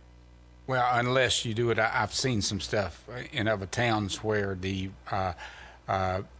commercial was on the front, on the street, and the residential was on the back, and the people at the back with the 2-story that were on the second story had designated parking at the back. There are ways to do it. Oh, absolutely. But we'll get there. We're not here to fight that battle tonight. We're here to make sure everybody understands, especially staff, that parking is a concern. Yeah, and 2 things I'll point out, and then we'll kind of keep moving on if we can. The way we've structured this, for every residential dwelling unit, it's anywhere between 1 1/4 up to 2 1/2. So the 2 spaces you were saying, I would never buy a townhouse if it didn't have the 2. That's provided for right here without doing that. Exactly. The other aspect of that is, at the end of the day, these are options. As long as you are, working within this box, you're fine. Now, and I'm going to defer to you on this one. How many developers do we know that would intentionally underpark their site? If they're smart, they won't. And in addition to this, they would have visitor parking. Correct. Yeah. Okay. So just kind of circling back and closing out the parking, especially within the town center, we also typically provide provisions, and we're saying that, on-street parking where it's available can count towards 10% of the parking. It can also count within 1,000 feet of the specific use. So if there's public parking on the street, and then that should be able to count, especially for those commercial uses. Why not allow those to count towards that? Let's jump to open space. So we're still saying, even though it is a development, it's urbanized, it still needs some form of open space. So that's some sort of a park, it's a plaza, it's a square, it's a green, it's something. We're saying that there is a requirement for some form of usable open space for those residents. They still need places to go and gather. Once you start getting into different areas, I'll say more suburban, those percentages are definitely going to be going up. But in the town center, you don't want to necessarily focus a lot of prime real estate on open space, especially when you have a town park within such close proximity. So what are those types? And that's what we're defining right there. We actually are defining, whether it's a plaza all the way down. There's different standards that we're including within that, from an acreage size also to the types of facilities and amenities. The one thing that we want to keep there again, and you're going to hear me say this a lot, is flexibility.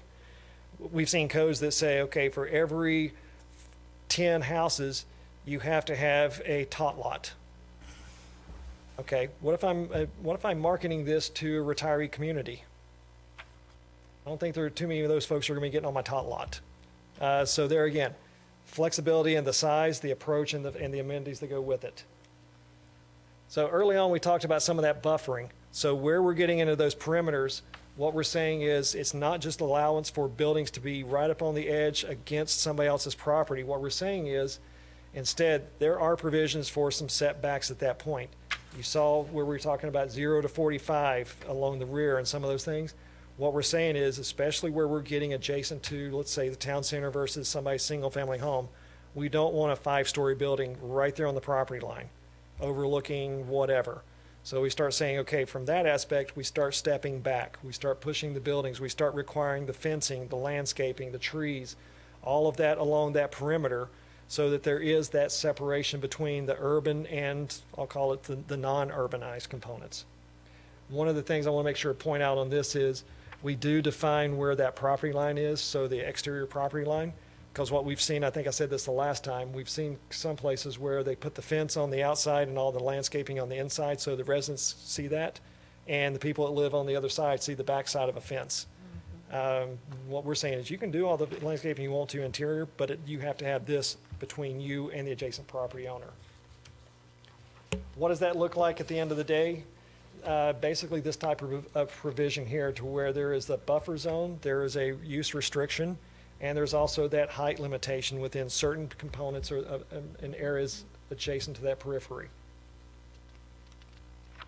And I know we've thrown a lot at you in trying to get within a short period of time, but just in general, like I said, this summary slide just kind of tells you what we've done, what we're recommending within the respective sections of the town center, whether it's the building heights, the buffers, compatibility, and the parking.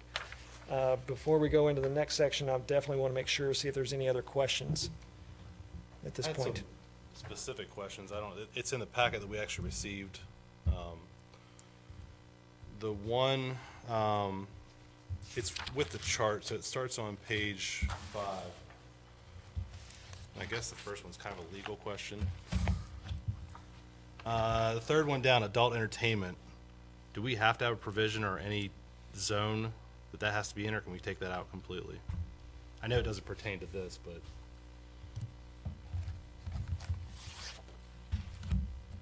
While you cannot outlaw adult entertainment on First Amendment grounds, it does not have to be provided for in any particular zoning district. Okay.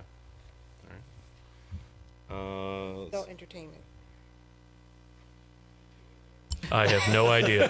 Choose your imagination. Is it, oh, is it like that? Okay, I was thinking it wasn't, but okay. The next ones are on page, it says, there's page numbers at the bottom, page 9 of those. The very top, it calls out home occupations, and that's acceptable for the TC zoning. Could you describe what home occupations would be? Home occupation can be a couple different things. There's actually a definition in your current UDO, but it could be, if you're an accountant, if you're doing, at-home mail-outs or whatever else like that, you're working out of your house, in essence. So it's allowed, okay. Yes, sir. The next one would be kindergartens, nurseries, and daycares. So my question was, and you already covered it, that whole corner on all sides basically is going to fall under this new zoning. Correct. Kindergartens, nurseries, and daycares, does that include child drop-in daycare? Like kind of, it would be a daycare, but I'm just trying to, I don't know if that falls within those, because I've seen places where, you drop the kids off here and you go have, you go get your Starbucks or something. So it's not, I don't think it's agreed to, I don't think it's covered in any of these. Yeah, if any of the uses that are showing up as either permitted or special at this point are consistent with your current list, Okay. we would encourage you to have some level of those daycares or even the drop-ins, Okay. just for that reason. Okay, because it's not showing the TC right now, so I just want to make sure. The next one was, I just didn't understand the lodging or boarding of transients provided not more than 50% of gross floor area is used. That's on page 9 as well. If you could just describe what that would be. Hotels. Okay.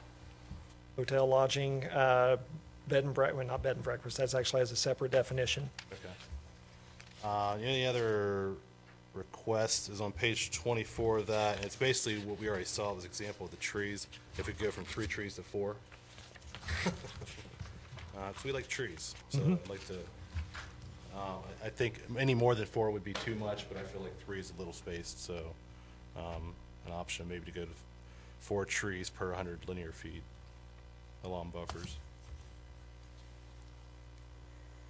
I had one more question. The street walls, I think we had, was it Stantec that had given us an option of street walls, and there was a back and forth between whether people like that or not, the public liked that or not, so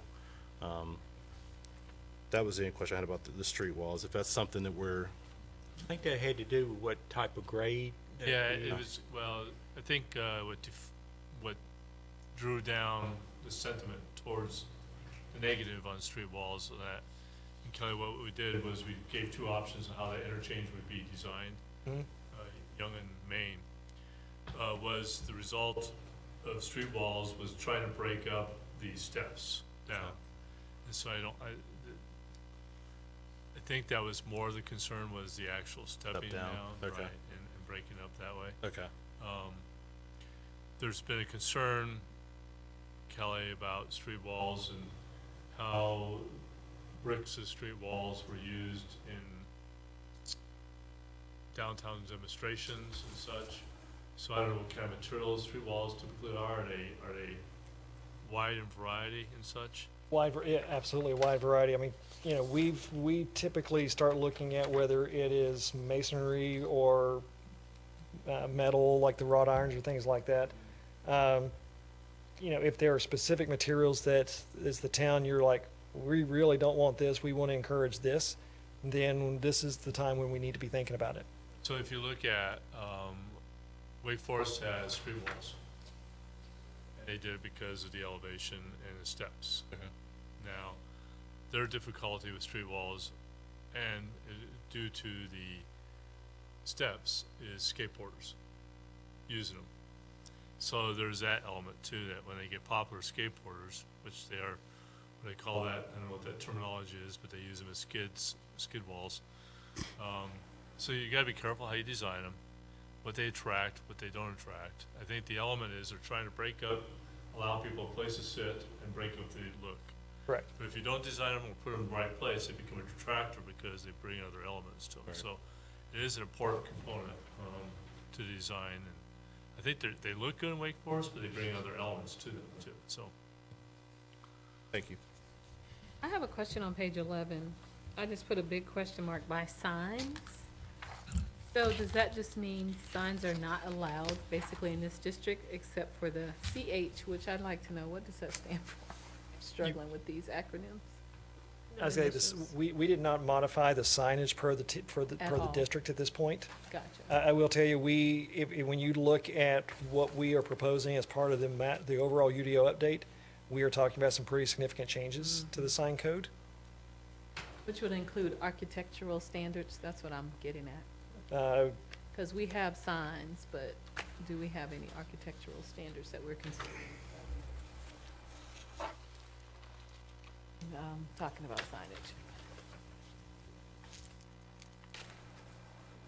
You currently have in your code sign regulations with the type, size, shape, Right. whether pole, monument, ground signs and stuff like that. It's all spelled out in there now. We didn't attempt to go try to change this now, Right. but when we get to the new UDO, as Kelly Kepler's already said, we're gonna give more clarity and a little bit more specifics of design with graphic examples. And coming, but I felt like that I didn't want to throw too much on this project at this time as a short duration, because this is only going to last from now, when we get it adopted, to hopefully July 1st of 2021. That's when we hope, we have, with 160D, we have to have the implementation of the new UDO, or modified UDO. But Gotcha. just for clarity on my part, what you're saying, Danny, so if a sign is put up in this new development, will it meet the standards and look like the signs that we have now? Yes, Sounds like it, so it's the same, it's to be the same. which to me is limited. It isn't at this time, Yeah, it's limited. but we are wanting to do a comprehensive redo of the sign regulations, and I felt like that would just slow us down in trying to get the adoption accomplished. So I'm just If we can expressing- survive from now until we get July. the new UDO, it will be fixed then. Yeah. There's a need for it, is what I'm I saying. understood. And it's on his list. Oh, Kelly got on his list, good. Yes, ma'am. I live for sign regulations. No, I'm kidding. Any other questions as it relates to the town center? Because I know we've got two other topics, and I know I don't want. I want to make sure that you've had a chance, board, to ask your questions tonight. Kelly came in from, it's your first road trip? Since COVID? Yeah, Yes, congratulations. thank you. So it's pretty important time tonight to make sure that we have him here. Because the next question I would raise to you is, are you ready to let the planning commission start to sort through it? If you are, then, and you're satisfied that at least you have a basis of something for them to start, then we can conclude and move on to the next subject. If you have more questions and you want more time to think, or specific items addressed specifically before they get going on it, tonight's really the night to really kind of think about that. So, and it doesn't mean there won't be changes between now and adoption. But if you see something glaring or you have questions, please ask, because he's here tonight. I don't know, okay, great. I Yeah. don't know where this fits in, but I already mentioned architectural standards. These are a couple of things that I wrote down. Okay. The other one is the Greenway connection, to me, should be a default. I don't, and you guys probably know what I'm referring to, and when we had our PUD situation, the Greenway was an option. And to me, that should be just a default for our development of our community. So really want to look at that, instead of making that an option for open space, I really think that needs to be a default. And then a sunset clause. I've said this over and over and over again, that to me, there's a necessity for a sunset clause. Barring economic conditions and other unforeseeable things that could happen, I just don't understand why a developer would come into a community and you're 2 years out and you're still not able to get anything done, barring economic and unforeseeable circumstances. But I do think we need to have something that addresses that. What is that? Do you mind if we spend a moment on that, Mayor, because I think it's an important question. I think How does that work? David wants to say something. There are provisions under 160D, and I'll definitely defer to Dave with the bigger beard, more impressive beard than me. Bigger beard Dave. The provisions are where? There are provisions under 160D, That's the new state. the state law. And it does break down certain things as it relates to building permits versus other, and it kind of gives you a generalized list Okay. of things that you can We are not converting this district to 160D yet. But if you wanted something like that, we'd have to write something in. But you're moving towards 160D conversion at that point. And what is 160D, Dave, if you could? Let's talk about that. Right. So, after about 5 or 6 years worth of effort, 160A and the regulation of development article inside of 160A was where the focus was completely picked up, lifted off, and rewritten to clarify that statute. 160A Article 16 was rewritten. 19? Yeah, whatever. To make it easier to understand, move all development regulations into that single chapter, 160D, and update the law with all the case law that has come about since the original adoption of that statute, which authorized cities to adopt zoning regulation. We called it the modernizing of the regulation of development in North Carolina. That came from the North Carolina Association of Planners, the North Carolina Bar Association, and the North Carolina School of Government. The idea was, in principle, not to rewrite or not to change the law, but rather to clarify the law that has developed and remove the inconsistencies and outdated provisions that just led to confusion. The impact of that is that 160D has now been passed. It is effective now. Certain provisions can only be implemented as of January 1, and all its provisions must have been adopted in your local ordinance by July 1st of 2021. So this was happening, our effort here in Rolesville was happening anyway, but we now can combine these two efforts.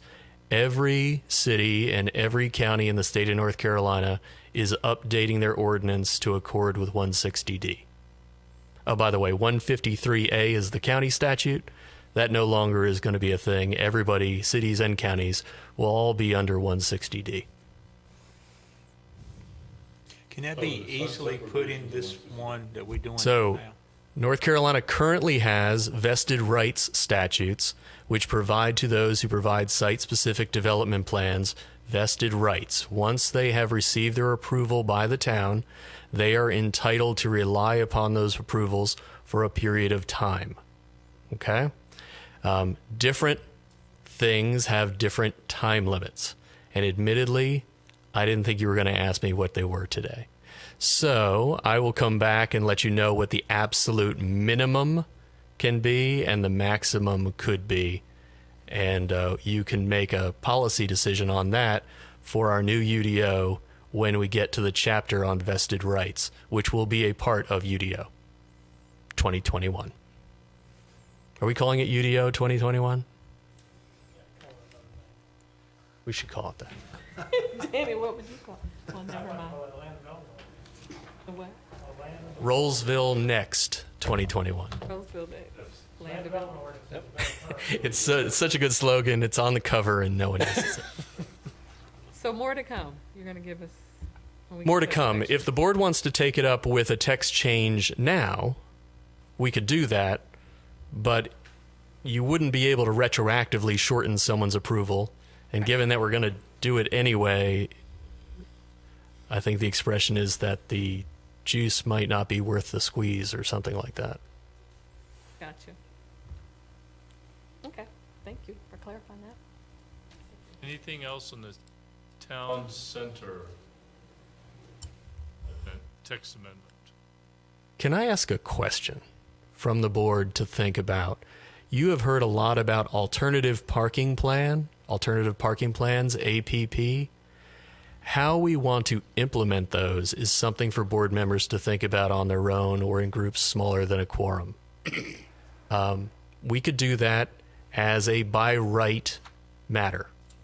If you find an engineer licensed in the state of North Carolina and they provide a complete signed and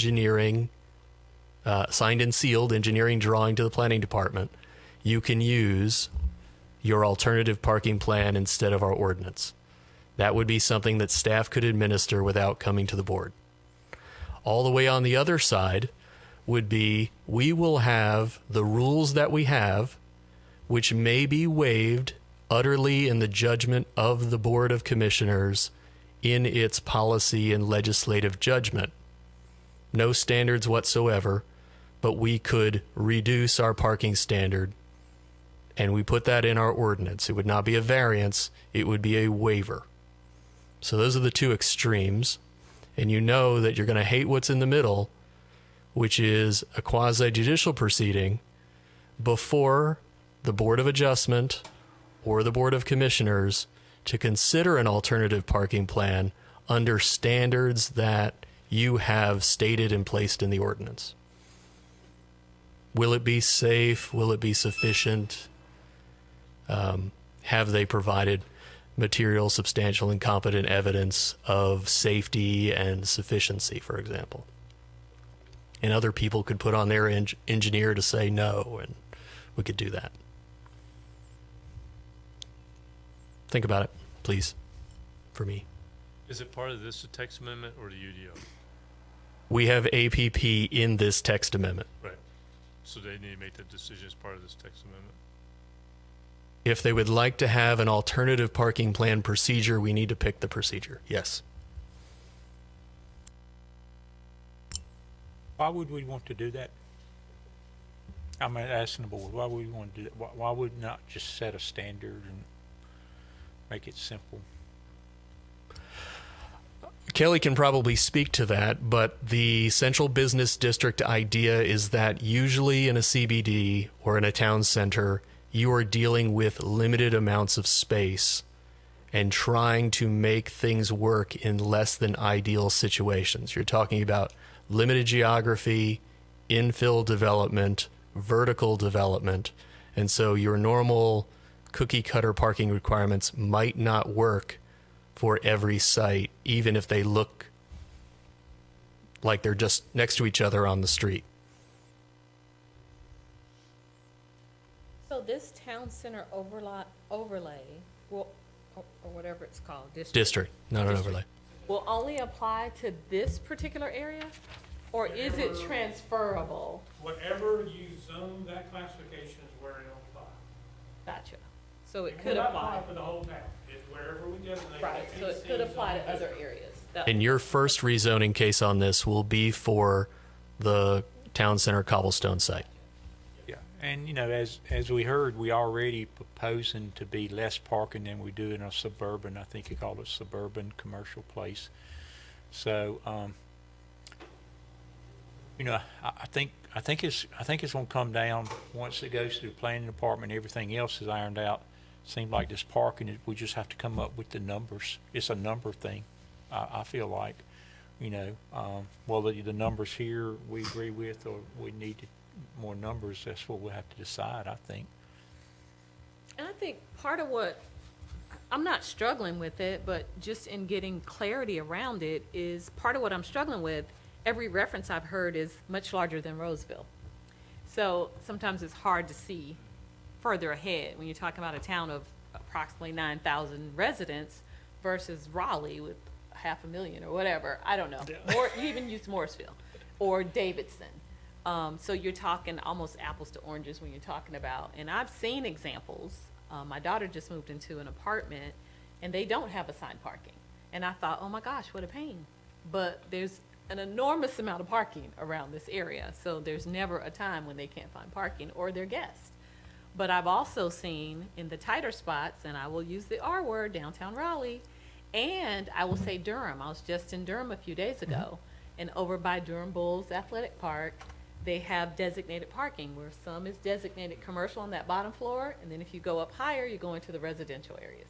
So every instance where I've seen that, other than my daughter's apartment, they're parking garages that are kind of accommodating that need.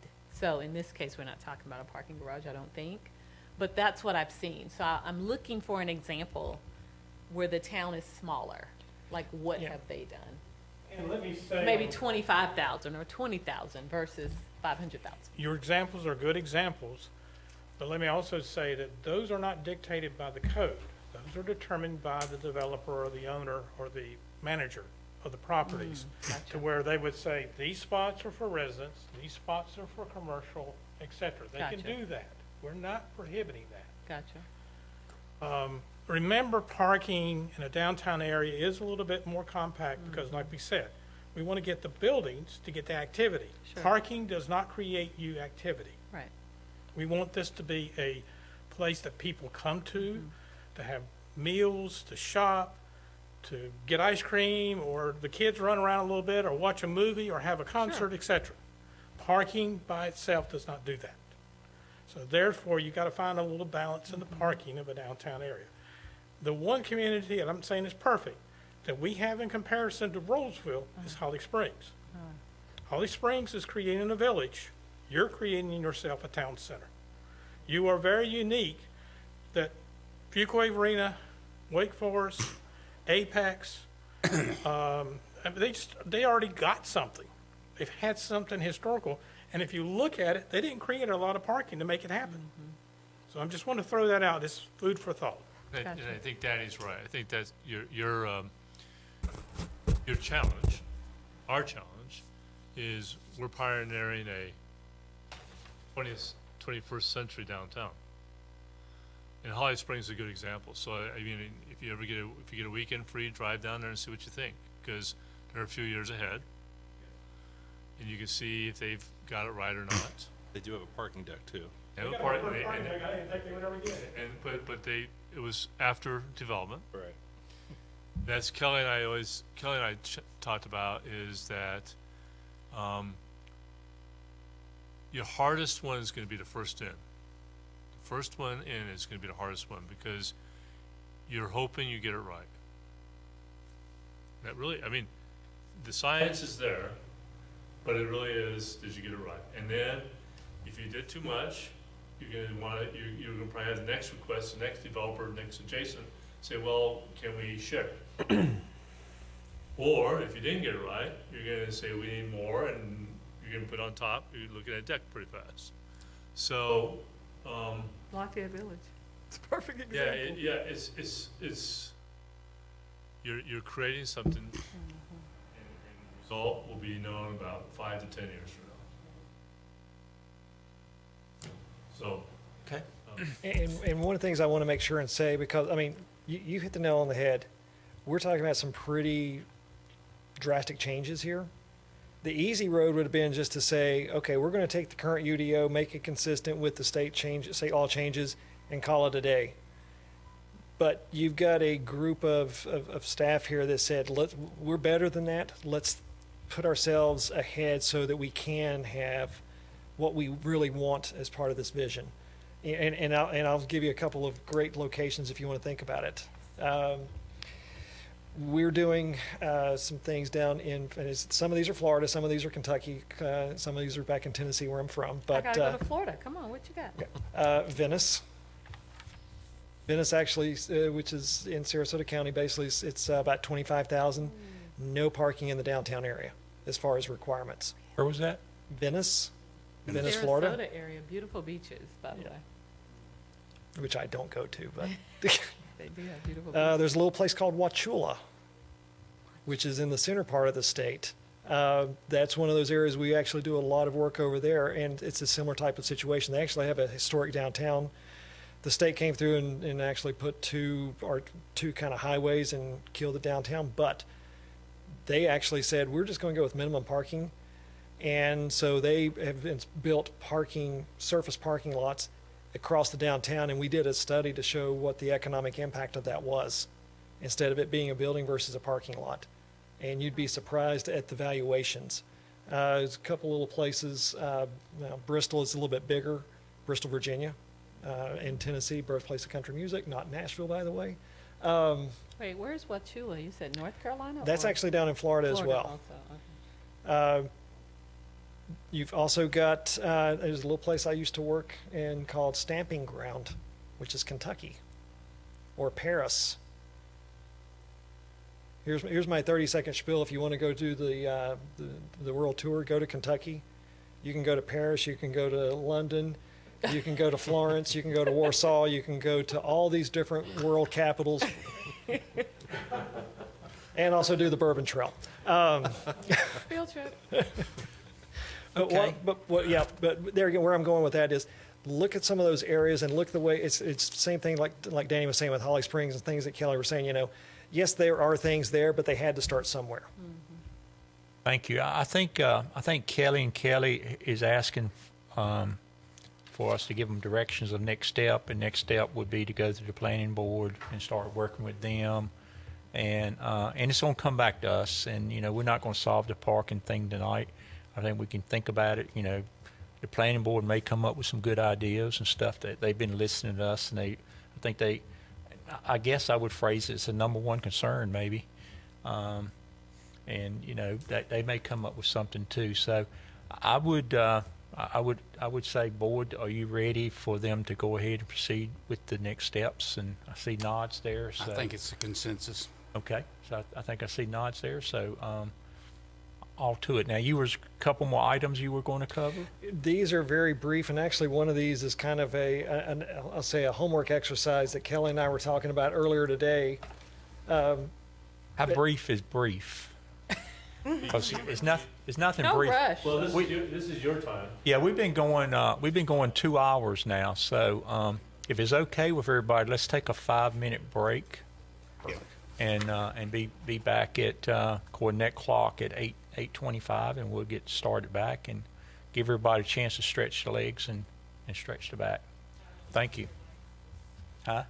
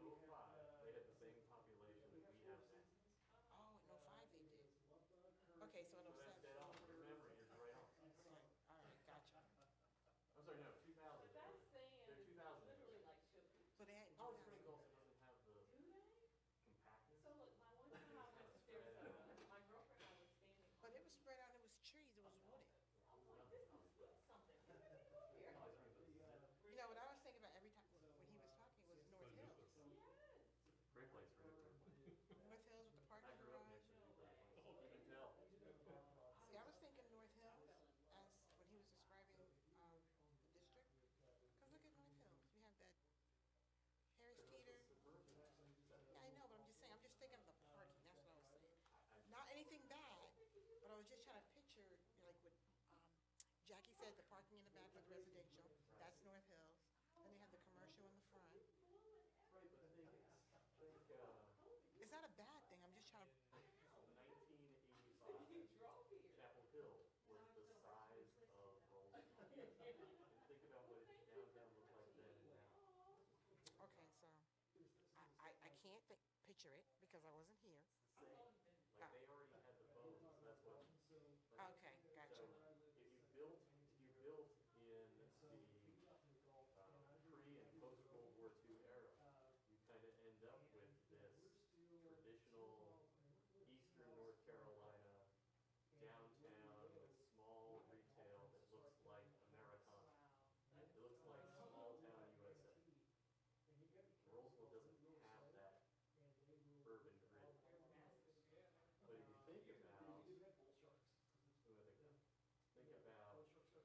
Nashville, North Carolina, and Rocky Mountains downtown, built around the railroad. Yeah, I got a lot going on over there. Every time I see one, They built all buildings right up against each other, and the parking in some of those towns, like Scotland, North Carolina, on the border with Virginia, you've got a downtown, their public parking is in the center of the street. You've got 4 rows of parking. Fort Collins is that way too. Because I keep forgetting. Fort Collins has a so row used to right facing downtown. this way, They have that they were gonna move it over, the but it big didn't get moved sign yet, but I just have to they be have, more they have side parking against buildings. Yeah. Then they have this strip right downtown that allows you to Park in the And center. and you gotta make sure that it gets Yeah. right. Scotland Neck has that.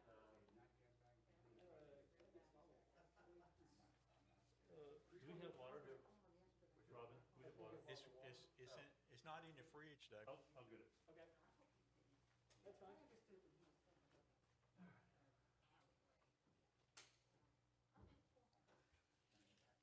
Staying away from us?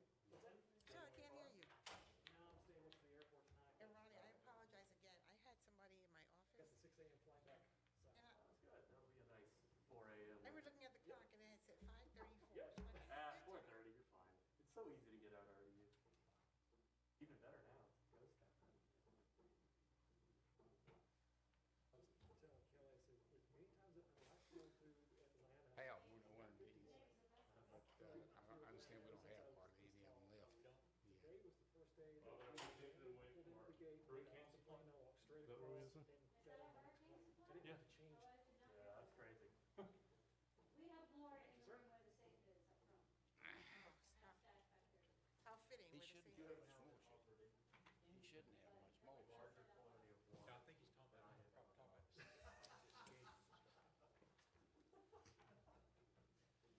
as soon as Sheila gets back. So Kelly, are you going to be working with the planning board, like, Paul, for more than what just was a it that we meeting, had? a regular meeting?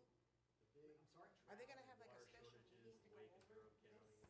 the planning board, Kelly? Is that how we're gonna do that? 2000. Kelly and Danny to see how Because one meeting is not gonna be. I haven't done I it. don't, one meeting a month is not gonna move the So needle at all. every. You got to have a special meeting in With October. different Durham City and Durham County I boards think, and 'cause committees you're- for different stuff. First meeting in October. Yeah. My has CBI system Hopper at the house communities coming in already. delays about Elected 3 or about appointed. 3 Wait, seconds. that's next Monday. It looks like 4 or 5. And then if we wait a Really? whole month Gee, you know. for, It was either a I carafe think of we have water, to have I got a me a- special meeting. where there was bottled water. Yeah. That's what I really And connected with my we question. had that drought. After And Dale, the he planning took it. director had to tell the members of the Board of Well, we Adjustment. gotta figure out how, meet. he's gonna, was all well, he lawyers, won't, we would he's meet gonna not all be in day. person probably. It went? We were told. He probably won't be in not, person Given the again. drought, Oh, have okay, water. that's okay. So we'll have to figure it out. Wait, We hold gotta on. figure that out. I get the restaurant thing, Especially people because just we throw still it have away. vacancy we have to fill. What's that? We just, Still have can I vacancy have water? that needs He to be said, filled. he came back Right. and And we said, still have if you our- want water, But I can go myself, get you it a You is- started your, water. you What started do you- your interview? Hey, At the Robin, side meeting. Robin, Am I supposed to? what are say you that? looking at there? With her. Oh, yeah, I'm waiting. That We're not gonna- It's YouTube? gonna be Ronnie and I. Is that YouTube? See, mine is slower than It was that. I'm supposed not to be, sure it's going, we why. can't do it. So. I How asked slow him is to, yours? because we did it last time and we knocked it out. Yeah. We're- You're with her. Meaning? Keep going. We need to get it filled. Seems like mine is 2 or 3 minutes now. I don't know if I'm off sync or That's something. work session. I brought it just in case. Yeah. Danny, I got the alternative parking plan guidance question in. All right, where's our video guy? I know you don't probably care what issues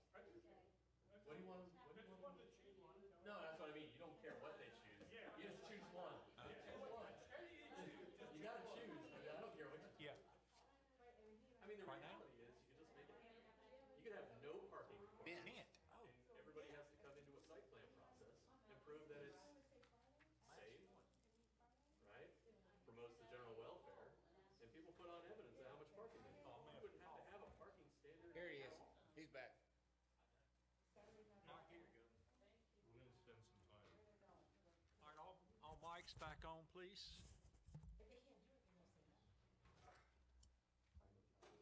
Ready?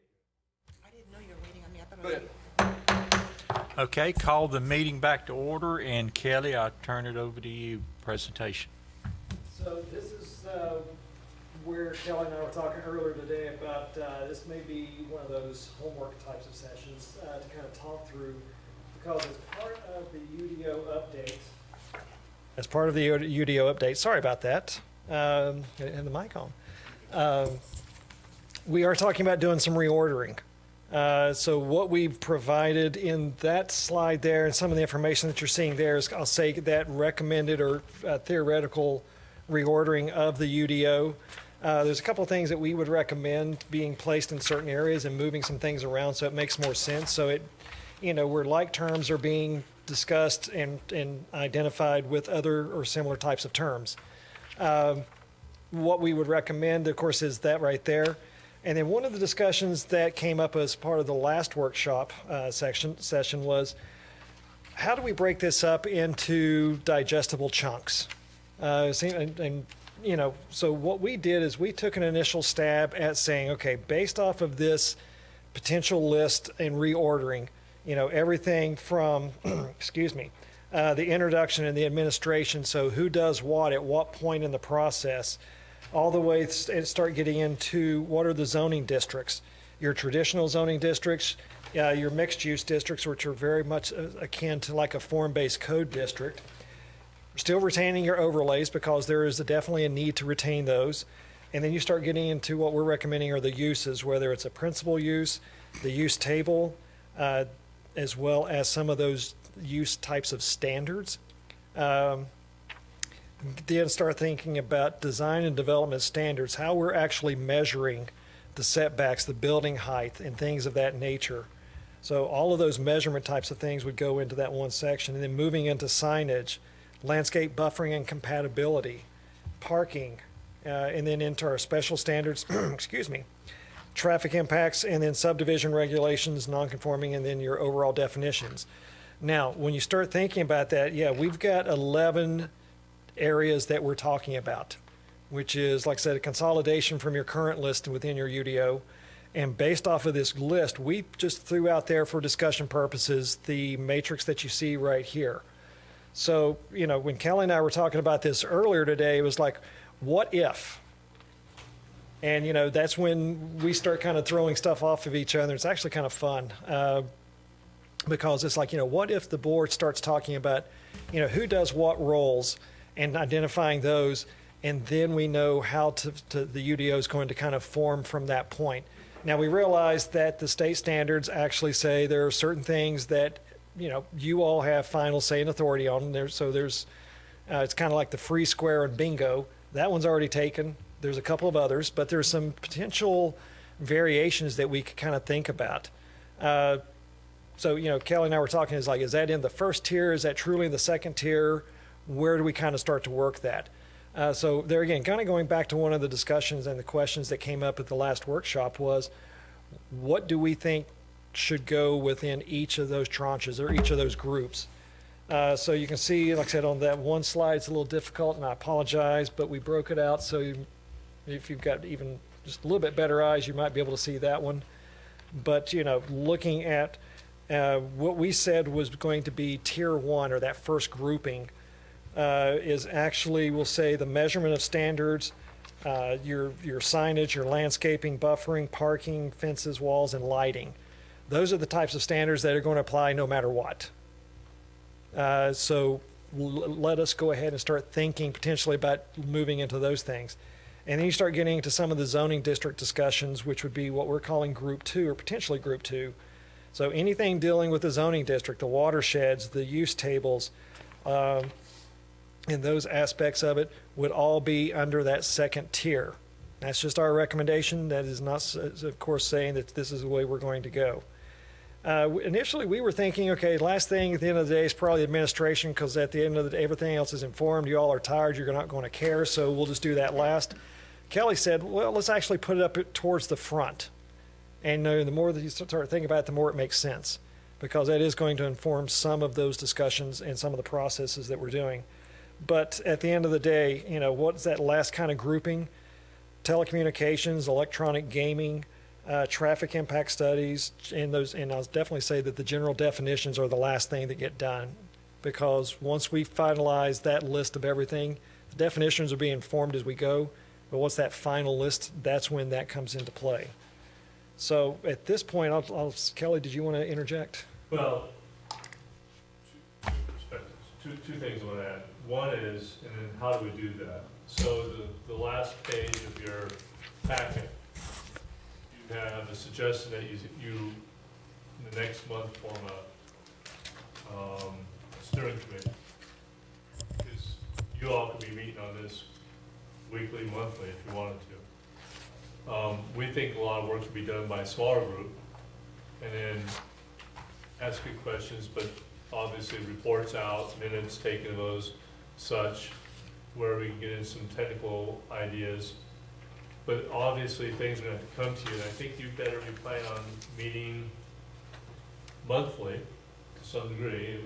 Kelly's laid out a schedule, we'll go through that shortly after the new year on this topic as you work through it. The other part is, Kelly brought up, and this may be more for me, and if it is, you all can say you'll learn on your own, but I need to learn, and I think it'd really be beneficial for all of us to learn together. What are the opportunities of roles of administration of this UDO within the context of it, what gets adopted? And I talked to Kelly about, I think one of the exercises that we should do and think about doing is Kelly and Dave and Danny generate 3 models. Not in black and white writing, but 3 models that lay out who does what. And one model could be called, I would call the top-heavy model by the town board, where you will be involved in all approvals, or whatever, most all approvals. And then we'd lay out within that what all those are, what the planning board's roles are in that, and what the town staff's role is. Then maybe another model would be more of a moderate model, where you would have some of those responsibilities, but you might delegate some of those responsibilities. And who would do those? Those other 2. And then there's a delegate model, where you might have less. And you delegate some roles and responsibilities to administration or the planning board. I think it'd be worth your time just to spend talking about that, because then it gets into how much time do you want to spend on planning? What's your role? What's your interest in having other bodies, the staff and planning board? What's their roles in that? So, and I don't think we've ever done that. I've never done it here. I don't know if you, Mayor or Jackie, have done it as tenured board members. But now is the time, I think, you get to set the platform. Now, as Kelly said, there's going to be mandated items you get to do. There's mandated procedures you get to do. But we need to talk about those so we recognize what those are. But then what are those list of items that are kind of have the ability to be delegated or be responsible of other groups? And that gets in, that'll help you determine how long you want your meetings to be. How much do you want others to be making decisions over you? And such like that. So if that's a good exercise, I would like to start working on that and bring that forward sometime in the near future as we work through this. Instead of putting down writing what that will be, I'd like to kind of build those 3 models and have you talk through those. And then once you make a decision on a model, we would take that and build on administration, which would take on everything you just talked about, is what is the procedure? Every community has a different procedure. You know, Wake Forest, they do a joint meeting once a month with their planning board, in which that's their hearing. And they knock out a hearing together. Interesting model, I've never seen that, but that's what they do. So I think if we could have a roles and responsibilities discussion, that'll go a long ways to what we put in the UDO, and then it'll go a long ways to the procedure of how you go after UDO is adopted. The balance is, as Kelly said, what are those kind of flash points that you're gonna wanna spend time on? That besides parking, maybe administration, other items that we go, boy, those signage, potentially. Or those items that, what I don't wanna do is, we get into, some item, March or April, and all of a sudden, the clock is really running for adoption. And you're in the thickets of a good topic. And you really need some time to sort through. I don't want that deadline to force you to have that time. So the more you can kind of help me or us assist you on, and you may not know, I recognize, as you get into these, you might get into one of these elements, go, boy, we need to spend some more time on that, like parking or something. So we'll do our best, but if there's something that you know of that you think we really want to get into, and again, I don't know if you know that much, I'm asking a lot potentially, because you may not know it until you see it, I can appreciate that. So we'll do our best guess laying these out. I think Kelly's laid these out in a manageable fashion. But if we start getting into February, March, and we're going, we need to get going on these, we may have to dedicate more time and work through these items so we can get this adopted by July 1. I really don't want to put you in that position that we're pushing hard. I hope it flows well. Never know what all the questions may come up. But so that's just an aside. I think the steering committee could be helpful.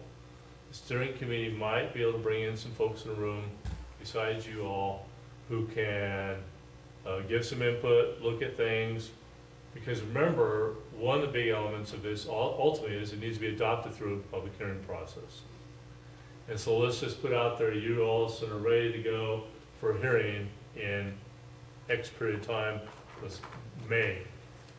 And we haven't done our work necessarily to test some of these with maybe groups or people who care. And you'd have a big room full of folks on a topic that we didn't foresee. Steering committee might help flesh that out. Or it might let you get on top of it earlier than waiting until the public hearing for adoption. So that's, you know, and we have used steering committees for other things that helped us get through issues in advance. So Julia's laid out the potential 11-member steering committee would compose of the mayor, 2 boards of members from the Board of Commissioners, 2 members, you all, 2 members of the Planning Board, a representative from the Chamber of Commerce, a representative from Home Builder Association, your choice, if you want that, and then 4 members at large with preference of professional technical experience of developers, engineers, land surveyors from within the community or region. We could bring names, we could help with that, but if you know somebody who might be good also, a citizen that's interested in this, you know, I think. Planning board to me. What's that? Sounds like a planning board. Yeah, yeah. But they would probably meet twice a month, probably. And kind of go through these a little bit more and then bring forth information to you all. So we haven't got it, Kelly's put together a schedule you might want to review at the very end. But if we're ready to put together a task force or a steering committee, we could kind of work on that over the next month and get them started by the end of the month of October. Help me understand the logic of the Builders Association or Home Builders Association. The logic is that, so you think about who has interests in development of Rolesville. Citizens, you all, and then developers, builders, vendors, developers representatives who have knowledge like engineers, such like that. We rely upon, you know, we have the rules, but ultimately when something comes in, that is brought forth by other people, right, that know our rules.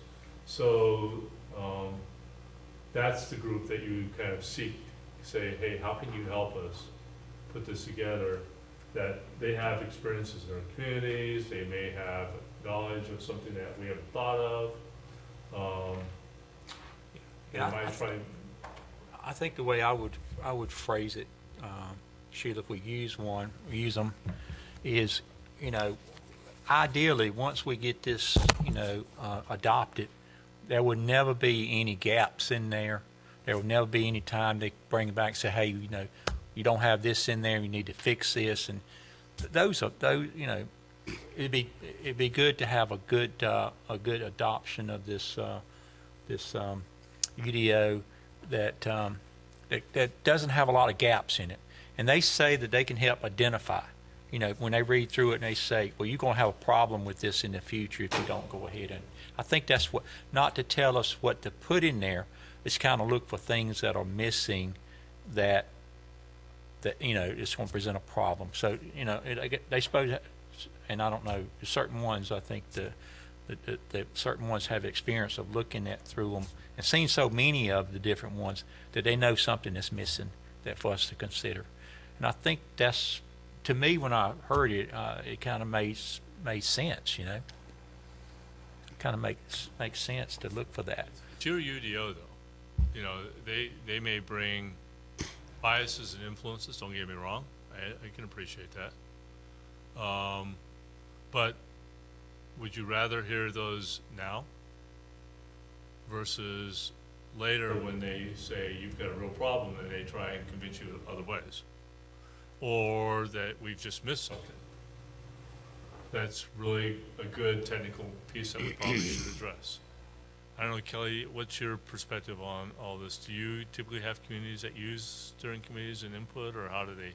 Yeah, excuse me. For the most part, yes. Just for that reason right there, because the one thing you don't necessarily want to have is that group coming in when you're looking to adopt and then going, oh, by the way, because then your time frame just extends out. Part of the other is it's an education component. So as they're learning what we're doing and why, they can take it back to their boards and vice versa. I was just curious. Yeah, and that's because we met with them last week or something, and I didn't never realize, but they said that they're not going to influence, I don't think, this board on things more or less than just kind of identify gaps and bits and pieces. But I think kind of okay with that committee or whatever. But I do think it's things that this board I have heard in the last few months they're very passionate over that. I want to make sure that those commissioners and everybody is involved in those things. So who's the project manager of this thing? Is that you, Kelly, or? It's myself with planning stuff, yes. So, as a project manager, Paul, you've been there, as a project manager, you're imagining this thing from start to finish and keeping the stakeholders informed and all that kind of stuff. And part of a good project manager is to identify risk that can cause it to be delayed.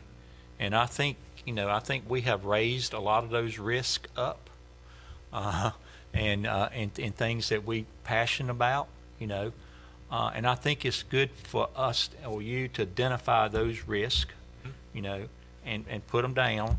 So the board, I know the board has things they got in mind. Those things we need. If we send it to a committee and then it comes back to us and those risks are still there, right. It's going to slow it down. So I don't think, and I don't want to have to be involved in proofing every word and making sure everything is right. I think it's certain things that, administrative, it needs to be handled. And then I think it's some technical things that, we don't have experience with as a board that can be handled by this group. But I do think that everything that the board has a issue with or has seen issue with in the past needs to be kind of board level. And I think it was saved in the long run, rather than farm it out and then bring it back and then we're going to spend all the time going through it, which I think, for example, through the whole process, we need to work on things like the parking. I don't think we can farm that out per se. Or we can work on things like some of the problems we had with the PUD. We need to, the board need to be inputting what the PUD needs to be and stuff. So if we can do that, If we can do that and keep everybody involved in this board that's going to make the deciding vote, involved in it on the things that, that Michelle feels passionate about, Paul, Sheila, and Jackie, and Right. April, that, they're not left to the end, and then it's going to hold things up. So, if you're project managing it, I would say, you need a list of everything that, that are those risk items. And we need to, I don't think we can farm those, in my opinion, and y'all can disagree, but I don't think we need to farm those out to a committee or whatever. I do like there being some periodic check-ins, because we're only talking, what, a 9-month time? Yeah, I think you're gonna probably have monthly come January. Well, you affirmed everything I talked to Kelly about this afternoon, and I appreciate everything you just affirmed. My only twist on what you said is trying to sort through because the steering committee could have some good, let's put parking, for example. They might have some really good input on parking. And it might be a good group to sort through and work through some things. So I'm not certain, I was going with you until the very end, where you kind of isolated out the risk factors. I would say that's what that group kind of helps us through to some Yeah, I level. agree. Yeah. But I think what I'm saying is, looking at your timeline, Yeah, you don't Don't want wait. that group, and then you come in March and, don't wait. no. It you blows know, up, and it blows up. if they're coming up with some good ideas, we need to be involved with That's those. right. That's All right. the board need to be involved in those I ideas. get I think it would make it work a whole lot better in the long run. Understand. Yeah, I mean, Words, I think the board's got to stay engaged, Mm-hmm. and my level of engagement, I believe, from I think what you guys want is the things that y'all are passionate about, and y'all feel like it needs to be, incorporated. And we call them whatever, a project manager calls them risk items, and, that's kind of what I kind of see, and I think it's up to us to identify those and give them to Kelly and say, trees is another one. If we want something in there about, just maybe as simple as, it's designated what trees you are going to protect, or you're going to, it just may be just this, that, but I think those are the things that we don't need to wait to the end. no. And, Well, I just circled another one that's in tranche 3 that we're gonna move up based upon this conversation. Traffic impact. right, That's been a fun topic for right. us. And, the main thing that I Heartburn. think the board has been asking for on that, for couple of years is really the independent, Right. impact study by, one Let's that make sure we got it right. we What endorse. is it we want? How do we want it? Why do we want it? All those elements. So, yeah. Okay. Well, I appreciate that. And, Y'all agree with that? Everybody agree with kind of? 100%. yep. So you're saying no to the steering committee? No, No, we we're can not. have it. It's just that, Oh, I thought you were saying that. no, That's why- we okay. can have, we just need to keep everybody engaged Top things, yeah. on the hot topics. So, The one thing I want to talk about real quick, go back to the administration models you were talking about. Instead of doing 3 models, I know we're doing heavy, medium, and low. Can we do a now and an optimized to keep you from doing it? I don't want to get to the light part where it seems, and I might be reading this wrong, but I don't want to get to the light part where it seems like we're like, yeah, that person takes care of this and this takes care of, and the board really doesn't deal with all this little peddly stuff. I just want to make sure that administration wise, what it would look like, and unless I'm reading that wrong, of how what that's supposed to do, or what that's supposed to be. Just this is where we're at now. Yeah, we do all this, and this, All right. and it's optimized to this. Yeah. But optimization may be interpreted 6 different ways True. based upon control, Right. time. True. Yeah. Yeah. I just don't want to see where the public goes, well, the board's saying they don't want to deal with that, and that's an administrative thing. I don't, because we're elected to do. Okay, to so get- terminology key. Yeah. So terminology. Yeah. Yeah. Got it. That's yeah. Well, we'll call it Model A, Model B, Model C. Yeah, How's that? That's fine. I just don't want the public to think we're like, well, we're going to be way hands off, and that's the model we're going to follow, because that's not what we were elected for. So I want to make sure they know why we're doing this if we decide which model we're looking at. You talking about the end result when we, Yeah, the end product or the process? You talking- like the end result. Yeah. Yeah, when we start having Yeah. developments come in and Right. stuff. Yeah. Yeah, and I think to add on that, and I think we're going in this direction, is we won't have any quasi-judicial stuff, right? I think that's ideal, is not to have any quasi-judicial. I know the citizens hate it, and the board hates it, and everybody else. So I think we will have some, but it'll be a minimum. I hope it's, I'm talking about on a regular subdivision approval type thing, maybe, basically. You will eliminate quasi-judicial zoning cases. You will still have either administrative or quasi-judicial subdivisions and site plans, and you have to elect how you want that to work. Either it's ministerial, if they conform, it is approved, or it is an application of your judgment or the Board of Adjustment's judgment or the Planning Board's judgment to a set of standards that the board has given to them, which is the latter is the presumptive structure under the statute. But a board of commissioners or a city council can elect to hear quasi-judicial cases. I don't know if I follow that completely, but we'll work on that in the next 3 or 4 months. Yeah, and it is an important question, because this can change the planning board methodology of work too. So- With that, planning the board, does the planning board have any questions? I haven't heard anything. Did anybody check? I can go check. Yeah, so, thank you for clarity, and we're gonna try that, what you just described. Okay.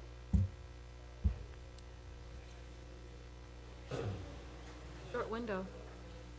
It's a He's short trying. time frame. 9 months is not. Now, was there another piece, Kelly? I think he said it was two more. We done. I think Kelly wants to. Schedule. Go through the schedule real fast. Yeah, just. Just to end on a happy note. Yeah, we're going to end on a happy note. So what we did is literally like I said, the version that you can actually read, because all of my versions end up printing too small, but This big thing. the,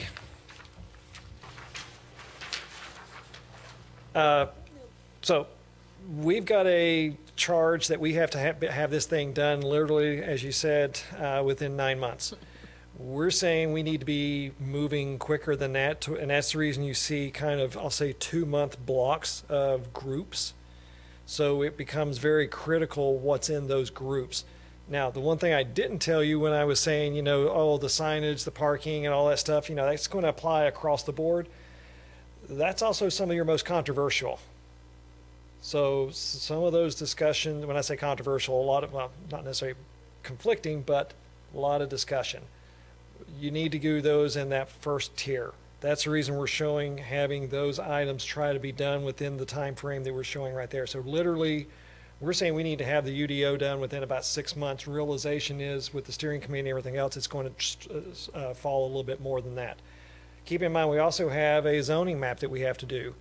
And at the end of this process, not necessarily required by the state statutes, but we also have an administrative manual that we've put into our contract for the town, so that based off of the new UDO, it's kind of that playbook of here's how we're going to get from A to B with the various processes and kind of walk through different things. So, yeah, we've got 9 months. Realistically, we're telling ourselves internally we have 6. 6 months.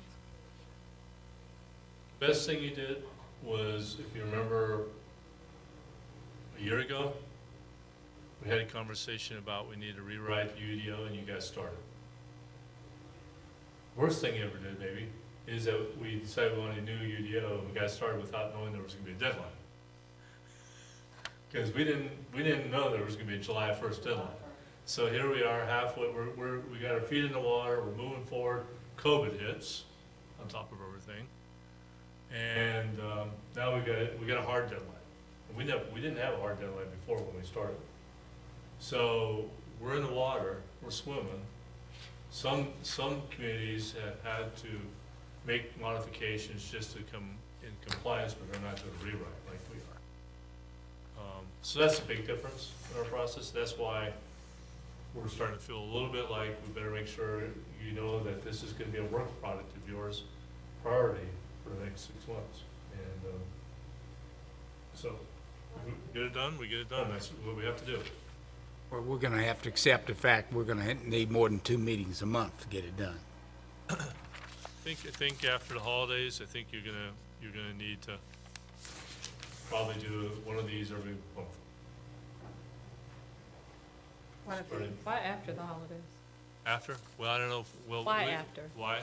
What are you waiting on? I'm not certain where we're gonna be in November, December, but we'll see. I'm just thinking of the holidays, it's always hard to get everybody together.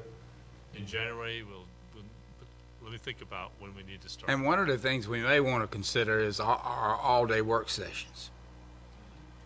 Ooh, Jackie said that? And we, I mean, I have gotten, in business, I have gotten a lot done on an all-day work session versus a 2 or 3 hour meeting 3 times a month. Yeah, you're more alert. You start in the morning, you break for lunch. Better feed. You know, you get more done. 7 a.m. No. So when does the steering committee start? So, So that's going to be the one that's hitting the ground first. Yeah. Starting, So steering committee is Paul and Michelle? I don't know. Oh. What I want you to do is you tell me, Oh, y'all get sorry. together, and you tell me, Well, I did say I would do it. I already told you that. y'all get together and you tell me what is the commitment of the steering committee. Okay. I need to know, is it 20 hours every week from now to the end, fair or, enough. you know, or whatever? Because then I'm going to talk to the commissioners and get a feel of Yes. how, you know, Fair enough. how they can support it, you know. Because I think they'll be meeting some in the day, right? Daytime meetings? Up to you all in the steering committee. We'll accommodate, yes. Sounds like you got willing participants though. Here. Michelle sounds willing. Paul? We recognize this may take more time, outside business days, outside business hours, so. So, you know, Jackie may have put a great model out there. put the requirements, what you, Okay. the expectations of the steering committee Yep. for the commissioner standpoint, and, you know, I'll talk to each of you and get you a feel of what, you know. And Mr. Mayor, if it's any assistance, you know, poor planning on my part, most of this is going to be wrapping up in the wintertime. You all are more than welcome to come to Venice. Sarasota And go in the wintertime, and we can have all the work sessions you want to. In a bubble. In a bubble, yes. No. Okay, great. Well, thank you for your time. Kelly, do you have anything else? you No, wanna sir. wrap up? Good. I'm good unless there's something else. Thank you, no, thank you for coming up today. We do Absolutely. appreciate it. Thank you very much. Going back tonight? No. No, ma'am, tomorrow morning. Well, thank you. I didn't know you came from Florida. I'm like so jealous. Okay, that's all we have, Mayor. And just to let you know, I just checked with the planning board, all the members, and they said they've heard a lot what you had, and they understand. Didn't have any more additional comments or questions at this time. They'll probably do more when we get to presenting this. Awesome. Thanks, Dean. All right. Well, I think we got a lot accomplished tonight. Thank you, Kelly, and Kelly. Yes, sir. For, you know, being, we got 1 week break, I think, before our next regular town board meeting, so, and I think that's pretty strong agenda. I think we got another workshop scheduled in October. Yes, sir. So, we got a little bit of items on there that we probably need to wrap up on, but if you guys have workshop items that you feel like that we need to at least talk about, I really like the workshop session where we're sort of, you know, informal a little bit and we're not, deliberating, I would say, on trying to come up with a solution. It's more of an informational back-to-back thing, so I think we get a lot accomplished that way, and we got another one coming up, and go over some things that you guys feel like you need to cover. So, so with that, is it any closing items from the board, or I will entertain a motion to adjourn? I have one question for Kelly. Ma'am. So the 16 units, chapters, articles, you're looking to condense that? Yes, ma'am. Not 16, just 11. I just wanted to know. Thank you. Any others? Any other thing? Not looking around here? All right, I entertain a motion. Second? All right. I have a motion second. All approved, say aye. Aye. Aye. No opposed? Thank you. Appreciate it. Good work, board. Good job. Thanks a lot.